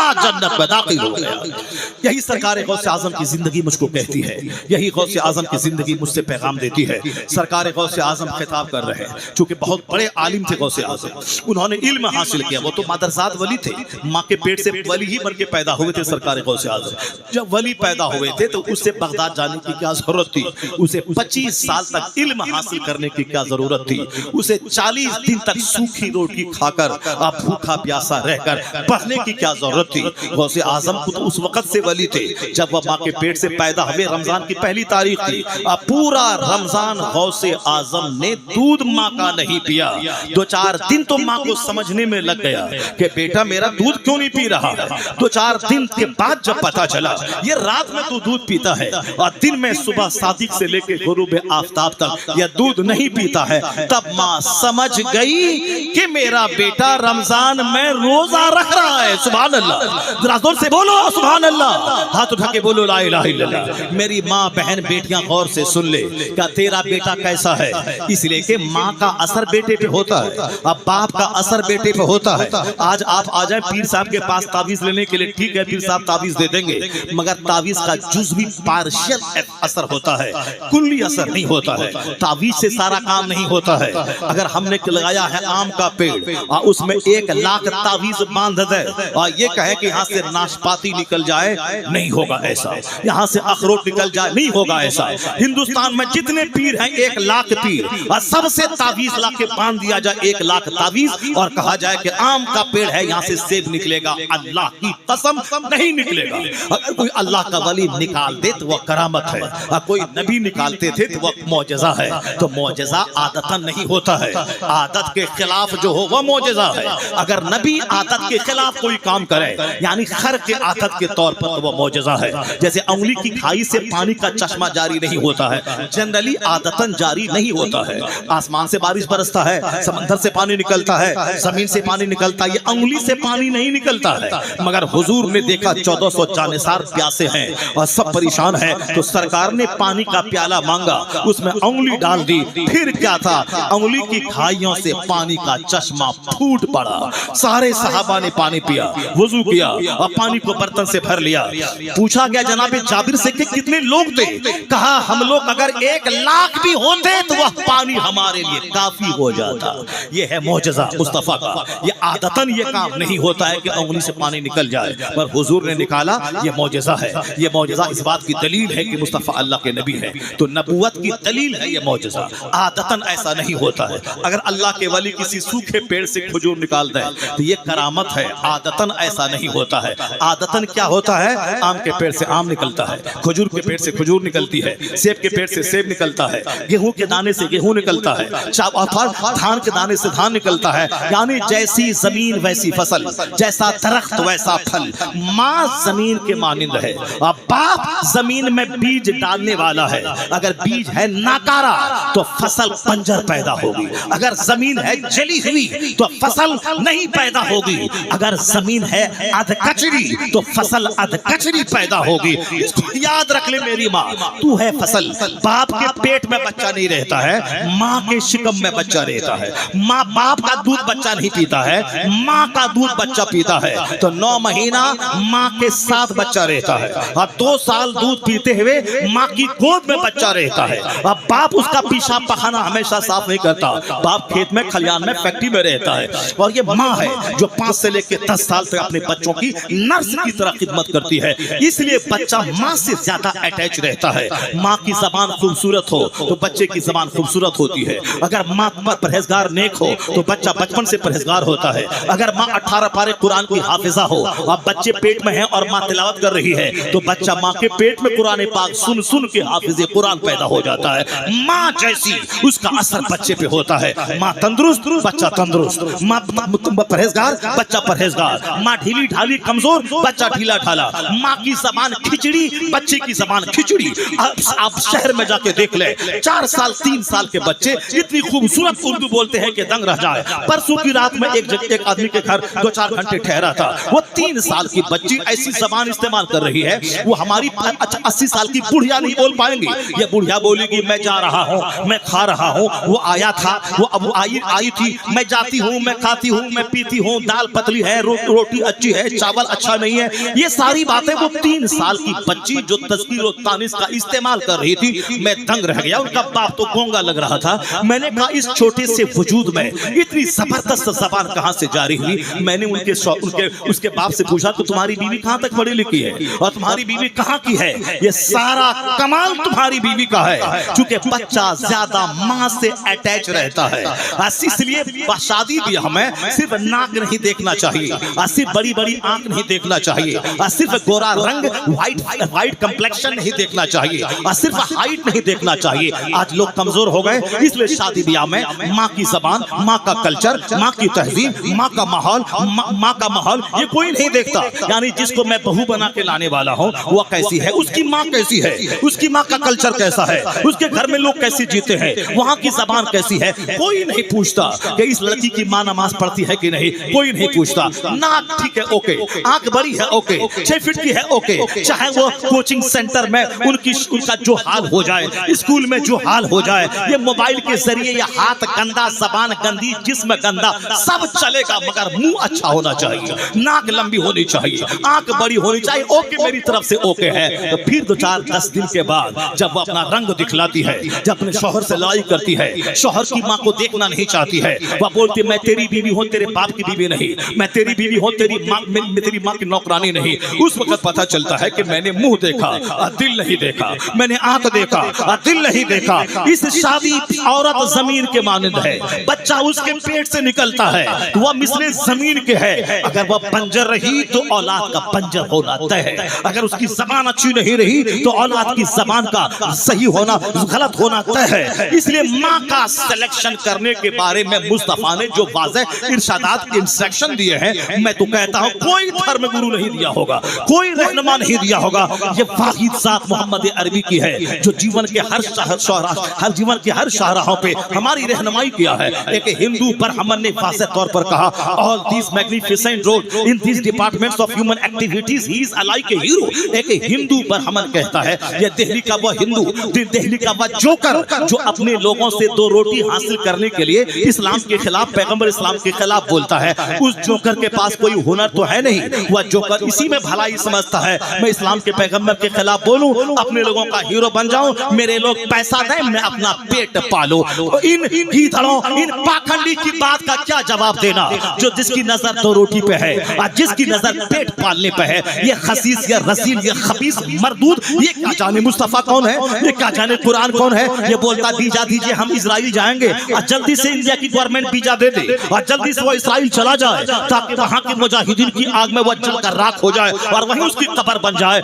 بتائیے یہاں پیدا ہوا ہے، یہ اسرائیل جانا چاہتا ہے، ہندوستان کی گورنمنٹ فلسطین کی حمایت کر رہی ہے اور یہ پاکھنڈی اسرائیل جا کے اس یہودی کی حمایت میں جا کے مرنا چاہتا ہے۔ اب اس سے بڑا برا کیا ہوگا؟ اسلام کے خلاف، پیغمبر کے خلاف نام لے کے بولتا ہے۔ میں کہتا ہوں ہماری ہزاروں تقریر نیٹ پر ہے، کیا میں نے کبھی سیتا کے خلاف بولا؟ کبھی میں نے رام کے خلاف بولا؟ کبھی میں نے مہابھارت اور رامائن کے خلاف بولا؟ وہ جان تمہارا کام جانے، قرآن پڑھنے سے فرصت کہاں ہے کہ میں گیتا پڑھوں، میں رامائن پڑھوں، اور حضور کو پڑھنے سے فرصت کہاں ہے کہ میں کسی دوسرے کا مطالعہ کروں؟ یہاں ہمارے پاس مواد کی کمی کیا ہے کہ ہم دوسروں سے مدد لیں؟ وہ تو پاکھنڈی ہے جو میرے مصطفیٰ کی نجی لائف پہ حملہ کرتا ہے۔ اور خبیث مردود کو سمجھنا چاہیے، میں ظلم کی مخالفت کرتا ہوں، میں شرک کی مخالفت کرتا ہوں، میں کفر کی مخالفت کرتا ہوں، انڈیویژولی کسی ایک مین پہ، اس کی پرائیویٹ لائف پہ حملہ نہیں کرتا ہوں، مگر یہ کتا پیغمبر اعظم کی شادی کے مسئلے کو اٹیک کر رہا ہے، اس پر وہ حملہ کرتا ہے۔ اس خبیث کو کیا معلوم کہ حضور 25 سال کی جوانی میں 40 سالہ ادھیڑ عورت جو 2 شوہر سے بیوہ ہو چکی ہے، ان سے حضور نے نکاح کیا۔ اس زمانے میں جبکہ سرکار کا چہرہ ایسا تھا، ابو ہریرہ کی زبانی کاننا شمسہ تجریف کی وجہ ہی گویا نبی کا چہرہ ایسا تھا جیسے سورج اس چہرے میں تیر رہا ہو۔ جس نے مصطفیٰ کو دیکھا ان کا اسٹیٹمنٹ ہے، جابر ابن سمورہ کہتے ہیں رات تھی، 14ویں رات کا چاند چمک رہا تھا، حضور کے جسم پہ سرخ دھاری دار چادر تھی، میں کبھی سرکار کا چہرہ دیکھتا اور کبھی 14ویں رات کا چاند دیکھتا، فیصلہ نہیں کر پا رہا تھا کہ زیادہ حسین کون ہے، تو میرے دل نے کہا وَوَجْهُ أَحْسَنُ مِنَ الْقَمَرِ، مصطفیٰ کا چہرہ تو چاند سے زیادہ خوبصورت ہے، چاند سے زیادہ خوبصورت مصطفیٰ۔ عرب کے سارے لوگ تمنا کرتے تھے یہ میرے داماد بن جائے۔ اس زمانے میں جبکہ 16 سال کی 1 درجن حسین ترین لڑکیوں سے مصطفیٰ نکاح کر سکتے تھے، لیکن اس 25 سال کی جوانی میں 40 سالہ ادھیڑ عورت جو 2 شوہر سے بیوہ ہو چکی تھی، ان سے مصطفیٰ نے شادی کیا۔ پتا چلا کہ مصطفیٰ کی شادی بھی حکمتوں سے بھری ہوئی ہے کہ ایک باپ اپنی بیٹی جو بیوہ ہے اس کو منحوس سمجھتا تھا، اس پر بکری کا پخانہ ڈالتا تھا، اس کا چہرہ دیکھنا منحوس سمجھتا تھا۔ جب باپ ہی بیٹی پہ لعنت برساتا ہو، یہ بتا دے سماج میں بیوہ کی کیا حالت رہی ہوگی۔ تو حضور نے بیواؤں پہ ہونے والے ظلم کو اپنے پہلے نکاح میں اس ظلم کو دور کیا کہ حضور نے کہا اس کا قصور کیا ہے جو تم نے اس کا جینا مشکل کر دیا ہے۔ سرکار نے کہا پہلی شادی بیوہ سے کر کے بتایا، اب قیامت تک کی بیوائیں ابھاگن نہیں رہیں گی، سہاگن بنیں گی۔ تو حضور نے پہلی شادی 40 سالہ ادھیڑ عورت سے کیا، کب؟ جبکہ چہرے پہ جیسے سورج تیر رہا ہو، 14ویں رات کا چاند بھی حضور کے چہرے کی خیرات لے رہا ہو۔ یہ ساری باتیں حدیث میں موجود ہیں۔ اور جب عمر 50 سال سے زیادہ ہو گئی، 50 سال سے زیادہ جب عمر ہو جاتی ہے تو نیچرلی طبعی طور پر شادی کی خواہش آدمی کی کمزور ہو جاتی ہے۔ مگر ذرا دیکھیں سرکار علیہ السلام پہ 50 سال کی عمر کے بعد باقی ساری شادیاں جو 10 ساری شادیاں ہیں سب 50 سال کی عمر کے بعد ہیں۔ اب جب وہ شادی حضور کر رہے ہیں تو کوئی ساری عورتیں بیوہ ہیں، صرف ایک خاتون ہے 9 سال کی جو سیدہ عائشہ ہے جو کنواری ہے۔ اور پھر عرب میں 8-9 سال میں آج بھی لڑکیاں جوان ہو جاتی ہیں، اور جوان ہونے کے بعد شادی ہونا کوئی عیب کی بات نہیں ہے۔ چاہے جوان لڑکی ہے، لڑکا چاہے 15 سال کا ہو یا لڑکا چاہے 55 سال کا ہو، اسے فرق ہی کیا پڑتا ہے۔ عرب کے دستور، وہاں کی غذا، وہاں کا کلائمیٹ کے حساب سے آج بھی 10 سال 12 سال کی لڑکی کا نکاح کوئی معیوب نہیں ہے، اور 1400 سال پہلے بھی کوئی معیوب یہ بات نہیں تھی. اگر یہ بات معیوب ہوتی تو مکہ کے وہ کافر جو مصطفیٰ کے خلاف عیب ڈھونڈنے میں لگے رہتے تھے تاکہ ہائی لائٹ کریں, ان کو ڈومرلائز کر دیں, وہ تو اس میٹر کو مدعا اٹھاتے اور کہتے کہ 9 سال کی لڑکی سے شادی کر لیا. مگر چونکہ وہاں کے کلچر کے حساب سے یہ عیب کی بات نہیں تھی, اس لیے وہاں کے اسلام کے دشمن بھی اس کو عیب نہیں سمجھا. وہاں کے ماحول میں رائج تھا 4 شادی کرنا, اور وہاں کے لوگ تو 100 شادی کرتے تھے. پر حضور نے کہا نہیں, یہ عورتوں کا ایکسپلائٹیشن ہے, صرف 4 شادی. اور حضور نے جو 10 شادی کی یہ سرکار کے لیے خاص تھا, اللہ کی طرف سے آتا ہے, یہ ان کے خصائص کبریٰ میں شامل ہے. تو حضور نے باقی ساری شادی 50 سال کے بعد کی. کس سے کی؟ جو ادھیڑ عمر کی تھی, جو بیوہ تھی, جو جن کے شوہر کا انتقال ہو گیا تھا, جو طلاق شدہ تھی. ان طلاق شدہ عورتوں کو, ان بیواؤں کو سنرکشن مصطفیٰ نے دیا ہے. اور سن لے کیوں دیا ہے. آج بھی جب 2 خاندان کی دشمنی کی آگ بجھانی ہو تو وہاں شادی امپورٹنٹ رول ادا کرتی ہے. جیسے 2 بھائی آپس میں دشمنی کر رہے ہیں تو سماج والے مل کر ان کی بیٹی ان کا بیٹا دونوں سے نکاح کروا دیتے ہیں, تو نکاح کی بدولت دشمنی کی آگ ٹھنڈی ہو جاتی ہے. تو رشتہ داری کی وجہ سے دشمنی کی آگ بجھ جاتی ہے. یہ حال عرب میں بھی تھا اور آج بھی ہے. رشتہ داری قائم ہونے سے جنگ کی آگ بجھ جاتی تھی. جو لوگ اسلام کو نہیں سمجھتے تھے, حضور کے قتل کا پلان بناتے تھے, اسلام مٹا دیں گے, اسلام کے پیغمبر کو مٹا دیں گے, قتل کا پلان بناتے تھے. جب ان کے خاندان کی بیوہ مصطفیٰ سے نکاح کر لیتی تھی اور حضور کے حرم سرا میں آ جاتی, پھر یہاں سے لوٹ کے جب اپنے خاندان والوں کو ان کی بیٹیاں مصطفیٰ کے اخلاق کی کہانی سناتی تھی, جو غلط فہمی میں تھے ان کی بیٹی کی زبانی حضور کے اخلاق کی کہانی سن کر وہ سب مصطفیٰ سے امپریسڈ ہو جاتے تھے. تلوار نیام میں ڈال کر سارا خاندان کلمہ پڑھ کر مصطفیٰ کا غلام ہو جاتا تھا. یہ ہے مصطفیٰ کی شادی کی حکمت کہ ایک بیوہ خاتون سے شادی کی اور سارا خاندان اس رشتہ داری کی وجہ سے مصطفیٰ کا غلام بن جاتا تھا اور کلمہ پڑھ کے مشرف اسلام ہو جاتا تھا اور جہادت اور شرک کی کیچڑ سے وہ نجات حاصل کرتا تھا. خالد ابن ولید سیف اللہ کی تلوار ہے, اور معلوم ہے یہ تلوار کون تھے؟ یہ وہی تلوار تھے جو میدان احد میں مسلمانوں کے خلاف جنگ کو پیچیدہ بنایا اور 70 صحابہ شہید ہو گئے. یہ وہی خالد ابن ولید تھے جو سیف اللہ کی تلوار بعد میں ہوئے. یعنی بڑی جنگی مہارت رکھتے تھے, بڑے زبردست تیر انداز تھے, اور جہالت کے زمانے کی ساری جنگوں کے وہ سپہ سالار کمانڈر ان چیف تھے. اتنا بڑا سپہ سالار مصطفیٰ کے قبضے میں کیسے آ گیا؟ ان کی پھوپھی حضرت میمونہ مصطفیٰ کے نکاح میں آئی, اور جب دیکھا کہ میری پھوپھی سرکار کی بیوی ہو گئی اور مصطفیٰ کے اخلاق کی کہانی پھوپھی کی زبانی سنی, تو فوراً وہ خالد ابن ولید حضور کے پاس آئے, کلمہ پڑھ کے مصطفیٰ کے غلام ہو گئے. وہ سیف اللہ کی تلوار بنے. اب تو سمجھ میں آ گیا ہوگا کہ حضور کی شادی کی حکمت کیا ہے. اور جب بالکل آپ کی جوانی 25 سال کی تھی, اس وقت تو 40 سالہ خاتون سے عقد ہے. حضور کی خلوت, حضور کی جلوت, حضور کی شادی, حضور کی مسکراہٹ, حضور کی ہجرت, حضور کا میدان جنگ میں جانا, ایک سیکنڈ کے لیے کوئی کام مصطفیٰ کا حکمت کے خلاف نہیں تھا.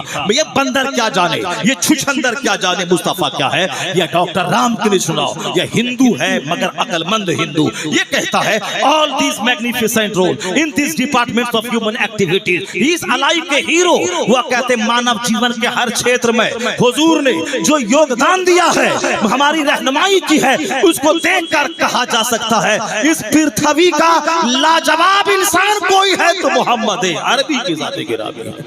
یہ برہمن, یہ رام کرشنا یہ کہہ رہے ہیں. اور ہمارے بچے جو اسلام نہیں سمجھتے ہیں, اسلام نہیں پڑھتے ہیں, یہ ہمارے بچے کہتے ہیں ہمارا مستقبل تاریخ ہے, آنے والے فیوچر میں کیا ہے.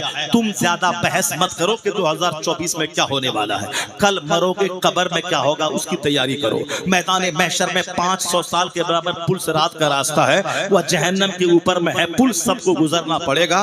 نیکی ہے ایک, گناہ ہے 1 کروڑ. کیسے میزان پہ تیری نیکی بدی تولی جائے گی اس کی فکر کرو. باقی 2024 میں کیا ہوگا, آنے والے 10 سال کے بعد کیا ہوگا چھوڑ دے. یہ دنیا اللہ کی ہے. اللہ رب العزت دنیا کو کئی کروڑوں سال پہلے پیدا کیا ہے, اور دنیا کیسے چلے گی یہ دنیا پیدا کرنے والے کو معلوم ہے.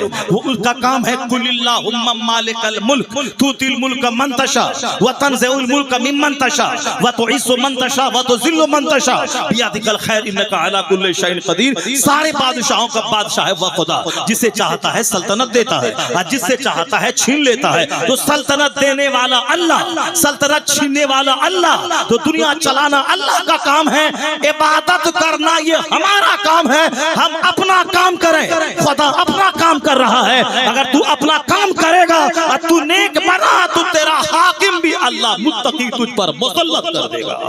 اور جب رعایا نیک ہوتی ہے تو اس کا حاکم بھی اللہ پرہیزگار بناتا ہے. چونکہ ہمارے حالات خراب ہو گئے, پڑھا لکھا بے پڑھا سب ایک ہی طرح کی سوچ رکھ رہا ہے. یہی وجہ ہے کہ دنیا میں گھر میں مصیبت, گھر میں آگ لگی ہے. بیوی سے اور شوہر میں تکرار, اولاد والدین میں تکرار, پڑوسی پڑوسی میں تکرار, گاؤں گاؤں میں تکرار, محلے محلے میں تکرار, برادری برادری میں تکرار. گھمنڈ نے سب کو تباہ و برباد کیا. میں شیخ, میں پٹھان, یہ جولہا, یہ نداب, یعنی جنگ ہے ہر جگہ. جس جنگ کو اسلام نے مٹایا ہے اور ہمارے لوگ بدعملی کے شکار ہیں. اور یہ فیوچر کے بارے میں فکر مند ہے. اسلام کا فیوچر خطرناک ہے. نہیں, تم سے اچھی سوچ تو ڈاکٹر برنارڈ شاہ کی ہے. وہ برنارڈ شاہ نے آج سے 50 سال پہلے کہا تھا, if any religion has a chance of ruling over England, nay Europe within the next 100 years, it is Islam. Bernard Shaw Christian, پڑھا لکھا آدمی. ہندوستان کے سارے کالج میں ان کی چلتی ہے کتاب, ہر یونیورسٹی میں ان کی کتاب, جہاں انگلش لٹریچر ہے برنارڈ شاہ کی کتاب ہے. وہ کرسچن پڑھا لکھا کیا بولتا ہے؟ حالات بتاتے ہیں دنیا کے کہ آنے والے 100 سال کے اندر پورے یورپ بر اعظم میں اگر کوئی مذہب حکومتی مذہب بننے والا ہے تو وہ مذہب اسلام بننے والا ہے. اسلام کا مستقبل روشن ہے, اسلام کا فیوچر برائٹ ہے. یہ اور بات ہے کہ ہم جیسے بدکاروں کا فیوچر ڈارک ہے, ہمارا مستقبل تاریک ہے. اس لیے اپنے اعمال کا محاسبہ کیجیے, اپنے آپ کا جائزہ لیجیے اور اپنی زندگی کو میں یوٹرن لے کے سچی توبہ کر کے سجانے کی سنوارنے کی فکر کیجیے. اور قدرت کا قانون کو یاد رکھیے کہ قانون کے خلاف نہیں ہوتا ہے. چاہے ہم شراب پیئیں یا کعبہ میں سجدہ کریں, سورج اپنے ٹائم پہ اگتا ہے, سورج اپنے ٹائم پہ ڈوبتا ہے, موسم اپنے وقت پہ آتا ہے, موسم اپنے وقت پہ بدلتا ہے. اس لیے میری ماں بہن بیٹیاں گرہ باندھ کے رکھ لے. اگر چاہتی ہیں کہ میرا بیٹا لتم جتم کرنے والا ہو, مجھ کو گالی دے کے گھر سے بھگانے والا ہو, تب تو جیسے جی رہے ہیں ویسے جیئیں.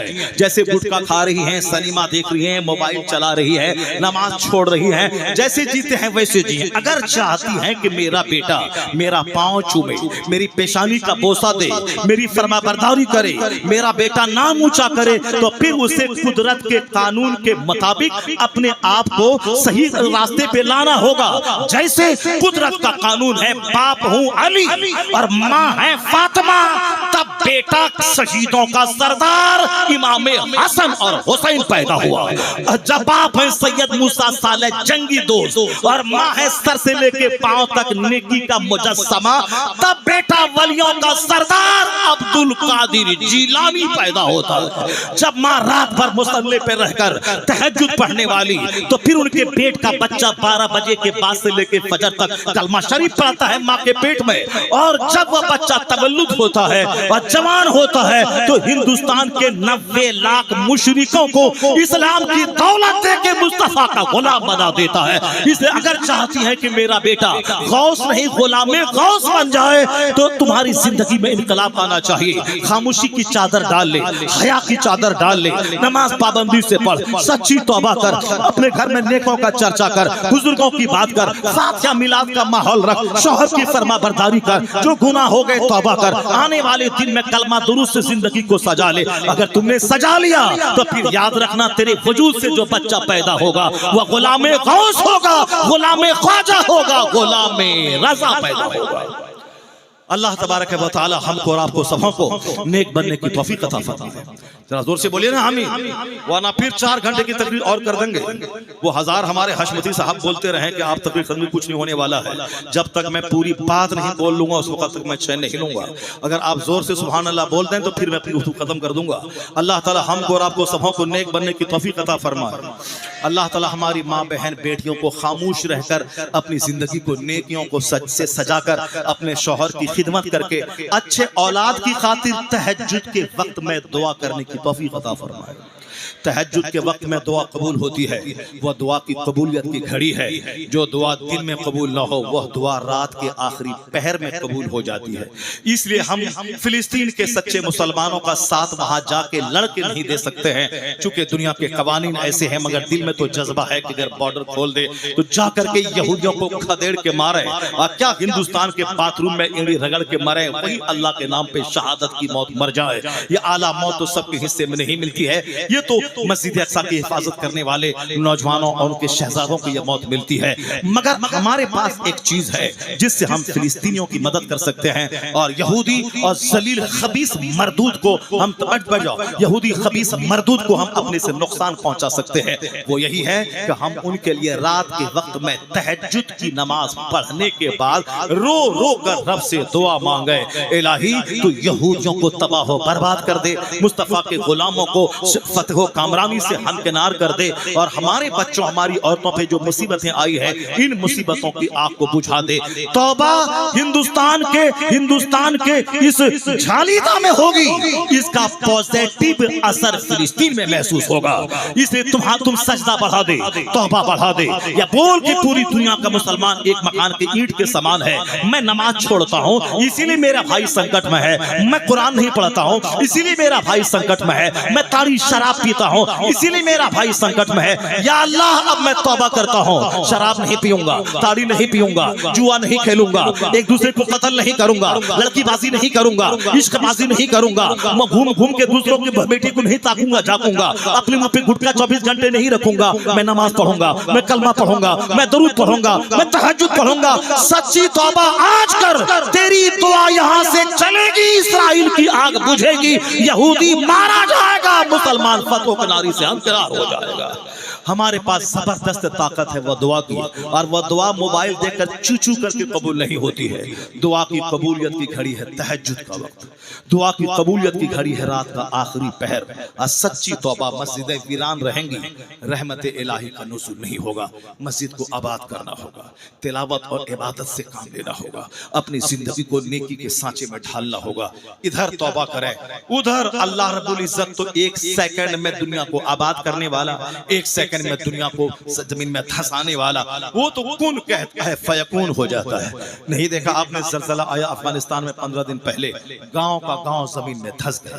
सुनामी का तूफान आया, लाखों लोगों को निगल के समंदर में चला गया। तुर्की का ज़लज़ला लाखों लोगों को लेकर जमीन में चला गया। सैलाब आता है बिहार में, हजारों लाखों को उजाड़ के चला जाता है। पल पल में दुनिया की मुसीबतें हैं। अल्लाह ताला छूट दिया है इन यहूदियों को ताकि मुसलमानों को उनकी बदअमली की सजा मिले। तातारियों ने जब बगदाद को लूटा तो 70,000 मुसलमानों को कत्ल करके खोपड़ी की मीनार बनाकर बैठ के शराब पिया था। ये मुसलमानों की बदअमली की सजा थी। जब ये लोग मस्जिदों में लड़ रहे थे, मदरसे में लड़ रहे थे, खानकाहों में सिर्फ खा रहे थे, सो रहे थे, और तवाइफों की नाच नचवा घर में नचवा रहे थे, शराब के जाम पी रहे थे। जो इस्लाम ने ज़िना, शराब, सूद को मिटाया है, मुसलमान उसी चीजों को अपना फेवरेट बना के रखा था। अल्लाह ने तातारी काफिर को मुसल्लत किया, बगदाद में उत्पात मचा दी, तबाही मचा दी। गौसे पाक की कब्र वहां मौजूद थी, तबाही मचा दी। यहाँ तक के 70,000 लोगों की खोपड़ी काट के मीनार बना के तातारियों ने शराब पिया और बोला अब दोबारा बगदाद कभी राजधानी में तब्दील नहीं होगा, ये शहर आबाद नहीं होगा।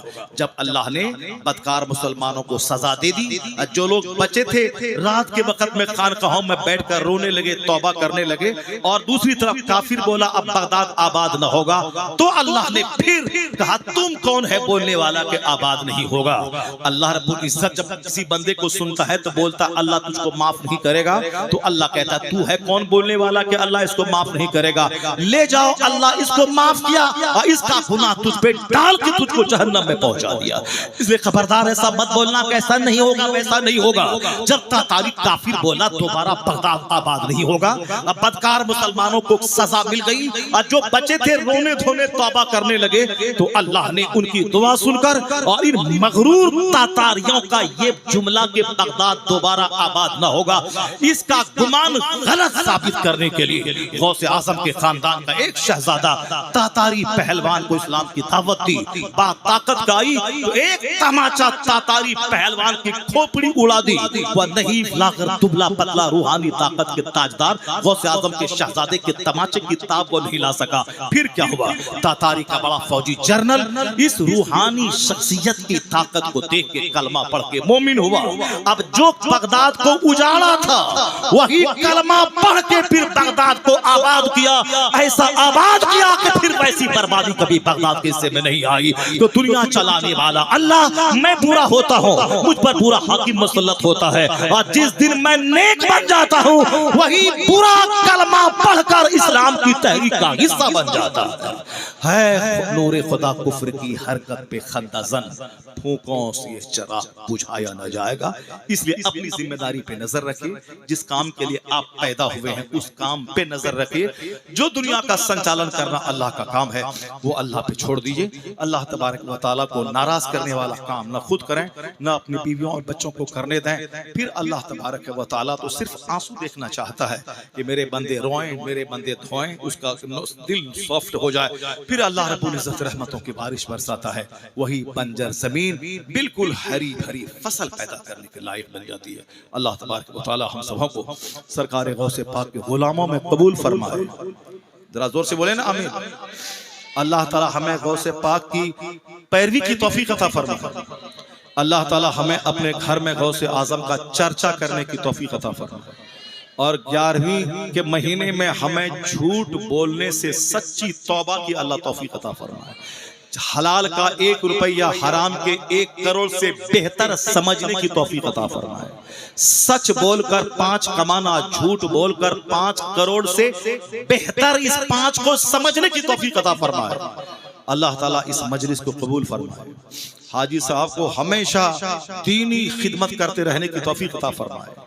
ہمارے علماء کرام کو ہمیشہ اللہ عروج اور بلندی عطا فرمائے. ہم سبھوں کو مسجد کے امام سے لے کے مدرسے کے مدرس تک سب کی عزت کر کے اپنے بچوں کے دل میں علم کی اہمیت بیٹھانے کی توفیق عطا فرمائے. ذرا زور سے بولے نا آمین.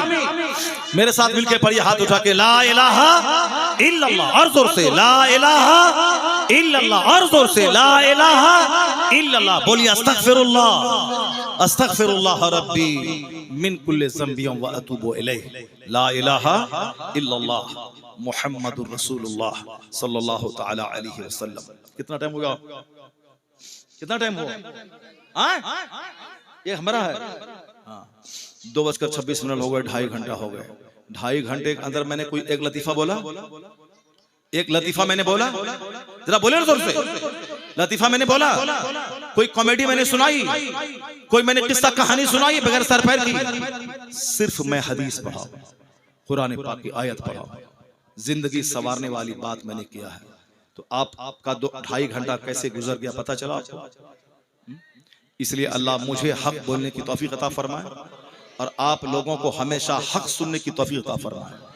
ہر جلسے میں صرف ایک بندہ نعت پڑھے گا باقی 2 بندہ تقریر کرے گا اور 2-2:30 بجے جلسہ ختم ہو جائے گا تاکہ لوگ گھر جا کے 2-3 گھنٹہ سونے کے بعد فجر کی نماز پڑھیں. اسی پیٹرن کے مطابق جلسہ کرنے کی ہم سبوں کو توفیق عطا فرمائے. آمین. وآخر دعوانا.